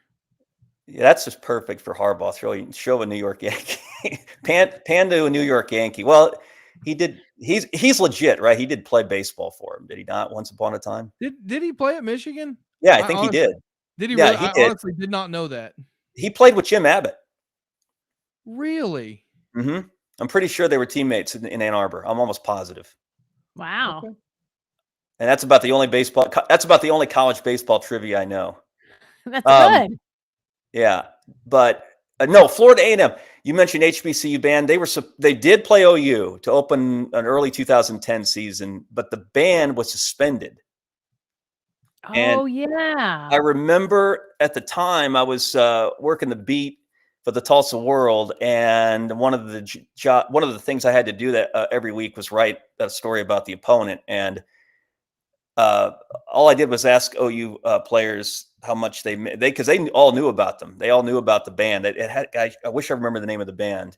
It's a really cool name. But anyway, I talked to like 5 or 6 OU players, either familiar with Florida or from Florida, and they were like, they literally, I mean, it was real. They were legitimately heartbroken that the band wasn't going to make an appearance at Owen Field that weekend. That's cool. I just got a text from my dad who played in a band in high school. Uh-oh. And I've been called to the carpet here. A&M band actually marches and doesn't just stand and blow their horns. They are great. So he agrees with you guys. They do march. It's about the most deliberate march in college football. But I think part of it also is I'm just trained to not like anything A&M. Yeah, they make it hard. They make it hard to like them. There's no doubt. I would go. Penix is hurting, guys. Is he not even playing now? No, I mean he's going back in there, but I think he's been hurting all game. I think he's been beat all the. At this shreds point, out of them. I feel bad for him because I'm not the only one, I'm sure, that's wondering what happened to him tonight. He wasn't hurt when he missed 2 touchdowns in the first half, I don't think, unless there's an injury that DeBoer is hiding. Those are just misses. Every time they zoom in on him and you look in his face mask, he just looks like he's in pain. Did you guys? Oh, hey, by the way, did you guys see Quinn Ewers? Someone at the end of the Texas loss last week. Speaking of someone who was in pain, number one, you saw his head hit the turf, right, when he got sacked down the stretch of that. Down the stretch of that. I mean, that was an awful, awful looking play. His back of his helmet bounced off the turf. I didn't see it at the time, Garen, but I saw the aftermath. Yeah. You're right. After, I couldn't believe that. After he missed, after he threw incomplete to Mitchell, right on the last play of the game, when the Washington defender made just one of the, by the way, one of the best clutch plays I've seen a defensive back make. What happened? Oh, we got a targeting. Here's my question. Right. Serious question. Quick aside: if this targeting is confirmed, does this guy miss the first half of the first game next year? Yeah, I would say. Assume if he's coming back. But did you guys? Someone videoed Ewers on the field after Texas lost. Yeah, that's bad. And he was just in a daze. Yep, I saw that, Garen. And I know, it could be that it was, how do I act? Just had a chance to pull a game out and get to a national championship and threw incomplete. But it looked to me like a guy that really, to me, didn't know where he was. And I wonder just how hard Texas worked on the sidelines to make sure that his senses were in order. I hope that's not the case. I hope they were legit. But I was pretty startled by that footage. Can I ask you a question, Garen, and you, Jenny? This is the perfect audience for this question. Did either of you see the home court call that Kansas got on Saturday in Big 12 basketball? I know that shocks both of you that a late game whistle went Kansas's way. He's been waiting to ask us for an hour. Hey, I answer really quick. It'll be short. I try to watch as little college basketball as humanly possible. So no, I did not see it. Really? Why is that? Yeah. Because I think the college game is slow and laborious and very hard to watch. Garen? I don't disagree with Jenny about that, but I actually prefer to watch college basketball than the NBA because I'm still conditioned to think that the NBA doesn't matter until the playoffs start. It's a little bit like college basketball, which doesn't really matter until March. Same thing with the NBA, honestly. Not only does the NBA not matter until the playoff starts, every game doesn't matter until the last 2 minutes. Yeah, and the bad thing about the NBA is they play so many of them that are meaningless. I mean, at least in college, it's only like 30. So, it's just like such way better. To me, the NBA basketball is just so much better. No, it is. The college game. It's a better product. I would be nuts to argue that. But now if it's Oklahoma State, because we cover them, I will watch, but I'm not going out of my way to watch for the most part. On a Saturday afternoon, I'll flip around a little bit and see what's out there, but I did not watch anything. No, I know what he's talking about. Sorry to blow your mind, Todd. I know what he's talking about. There was a flagrant one called on Ernest Ude is his name. The guy who used to play for Kansas, who's now at TCU, threw an inadvertent elbow in the jaw of Hunter Dickinson of KU, and he was literally turning to run down the floor, and his arm got flung backwards. His arm went up and hit Dickinson in the jaw and knocked Dickinson back. They reviewed it. They played on it in the moment. They reviewed it when they stopped the game because Dickinson was hurt, and then called a flagrant one. Dickinson made 2 free throws to tie the game, and then of course Kansas wins one for a change at Allen Fieldhouse. Is what Todd's about to say. Speaking of, just a little self-promotion, tomorrow I'll be recording with Terry Evans. That'll be cool for Oklahoma. The last time they won, that would be really cool. In 1993, a game that I listened to in my mom and dad's Dodge Caravan. Pretty sure it was a Wednesday night because I think we were coming home from church, and we stopped at Blockbuster Video, which was a big treat.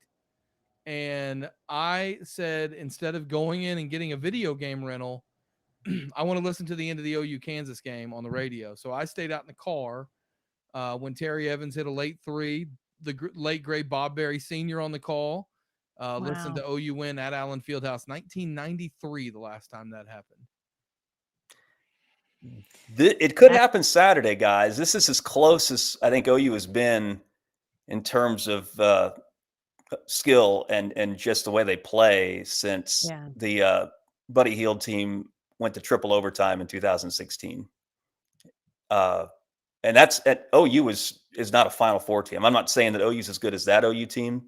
This team isn't a Final Four team. It's a tournament team, but it's not a Final Four team. I'm just saying Kansas has like 3 guys who score, and that's it. So if they could figure out a way to keep either Dickinson, McCullough, or KJ Adams scoring, the Sooners have I think a real shot Saturday. Well, they got 6 guys that can score when you count the officials. Send them to the free throw line. I'm just saying. I mean, we're keeping track. Jenny, it's gonna be do you want to weigh in on wig or no wig for Bill Self? You mean, does he have one or not have one? Yes. Or should he have one or not have one? Do we think there's anything, any artificial turf going on up there? Wait, is this a serious question? Yes. Does he? Todd, we've reached the point. point. The answer is for sure yes, 1,000% yes. Good. I just wanted to make sure that you were on record. We've reached the point of the game cast. We've gone to Bill Self's headwear. Is that where we are, guys? Yes, apparently it is. Apparently it is. If he does, he's not paying him wherever he's getting it doesn't get paid enough because it's brilliant. That's just what I'll say about what's up. It's gotten better as his salary has gone up. His hair has gotten better. Whatever he's got working, it's fantastic. Garen, let's see if you can pick up on this just like Jenny did. I was in Emporia, Kansas for a UCO basketball game on Saturday. They were playing at the William White Civic Auditorium. Does the name William White mean anything to you? It should mean something to both of us. Yeah, absolutely. Now this is interesting. So William A. White, right, is the that's the journalism publisher building, right? Yep. Yeah. And Kansas, William Journalism L. School White, at Kansas is named after him. Yeah, William L. White, his son, is the one who the Civic Auditorium is named after. Okay, so it wasn't named after William Allen White. It was named after William L. White. Okay. But his son took over for him at the Emporia Gazette, was a newspaper editor as well. So, yeah, I just thought that was interesting. Oh, we've got crying Michigan fans. This one is over. Michigan put a knee to it now, unless Jameis Winston's out there and they're going to run a play. We reached the point that the on-air that the Sellout Crowd on-air people could start drinking. Can this become Andy Cohen and Anderson Cooper for the next 1 minute and 49 seconds is what I'm asking. And where can we? Who's going to go to the cat bar? There are no censors. I think if there's a beer cracked, I don't know if anybody's going to call us out. Taylor's asleep, and I mean he was on like 3 hours ago, so he's asleep. He needs to be asleep after all his health stuff, for crying out loud. I just want to make sure that if anything does happen and it does go sideways, that none of it was my idea. I want to make sure that is on record. The last time, all I know is the last time Sellout Talent was on this late was Todd, our Thanksgiving show with Eli and Jacqueline Musgrove. And I don't think the viewing public saw the second half of it, right? Didn't the second half end up on the censor floor? That's true. I know nothing about what you speak of. No, I know all about it. It was the best part of the show, and it got Jim Harbaugh's taking pictures on the sidelines already, guys. Jiminy Christmas. Okay, sorry. What color's the Gatorade? What's your guess? I'm gonna go orange. Blue. Oh, it was white. Oh, just water. Yeah, knowing Harbaugh, he probably said, the only chance you have of me coming back is if you make that just water. I'm surprised knowing Harbaugh, it's not milk. It would be cool. You know what? I'd give Harbaugh credit if he announced during the ceremony where he was coaching next. I think that'd be kick ass. Oh, they got the player. They got the player, yeah. Yeah, I'm way behind again. Jenny's right. I think, by the way, earlier she made the point. That's going to be Sharon Moore's job if Harbaugh takes an NFL gig. I don't think Brian Kelly, or anyone else. Who else have you heard besides Kelly? That's the main name I've heard is Brian Kelly would have. Yeah, no, they're going to make that pretty easy, I think, and just promote. And they should. I don't think there's any question that's Moore's job if Harbaugh takes the Bears or Chargers or whoever. He seems really beloved. I mean, and not only like has done a really good job, but like it seems like the players really like him. And yeah, I think that's where you start. And then, I mean, maybe there's somebody else that I'm not aware of, but I think you at least have to take that to the end. And, you know, if there's stuff that comes out, which I don't anticipate there would be, but it sounds like he's been a hardworking guy that has gotten himself, you know, into this position. He's obviously coordinating the offense there, doing a heck of a job. And to me, it feels a little bit like Notre Dame a couple of years ago when they promoted, what was his name? Marcus Freeman. Marcus Freeman. Yeah, there we go. So, yeah, I could definitely see that being a case with Michigan too. Well, before we end this thing, I want to do a few things. First of all, I want to send the biggest of thank yous to Jacqueline Musgrove, to Bobby Howard, and Michael Martin, who have been here the entire time. Michael Lane, who's helped with this project as well. They are awesome. We really appreciate all that they do behind the scenes. I want to thank everyone that's appeared on the live stream tonight. Eli Letterman, Barry Trammell, The Hutch Eye, Mike Kaler, Jenny Carlson, Garen Emig, all dropping by. We appreciate them. And we want to thank our sponsors one last time: Next Generation Roofing, Lock Supply, First Fidelity Bank, and Two Fellas Moving for their sponsorship here at selloutcrowd.com. Garen, I've let everyone else do this, so you tell everyone, what do you have going on? Excellence. Perfect. Nothing but the best. Throw up the 4. Guys, I appreciate it. We hopefully will do this again soon. Maybe we'll do it for the Super Bowl or March Madness. Maybe we can get Jenny to watch a college basketball game and do a March Madness live stream. Or maybe the Women's College World Series, Jenny, if you'd like. Yes. We can do it for that as well. Softball. Thanks to all of you guys for watching. We appreciate it. Don't forget to like and subscribe. If you haven't hit the like button already, do that. Subscribe to our podcast. Subscribe at selloutcrowd.com. To our newsletters. We give you all the content. We do it all for free over at selloutcrowd.com. Thanks, and we'll talk to you next time.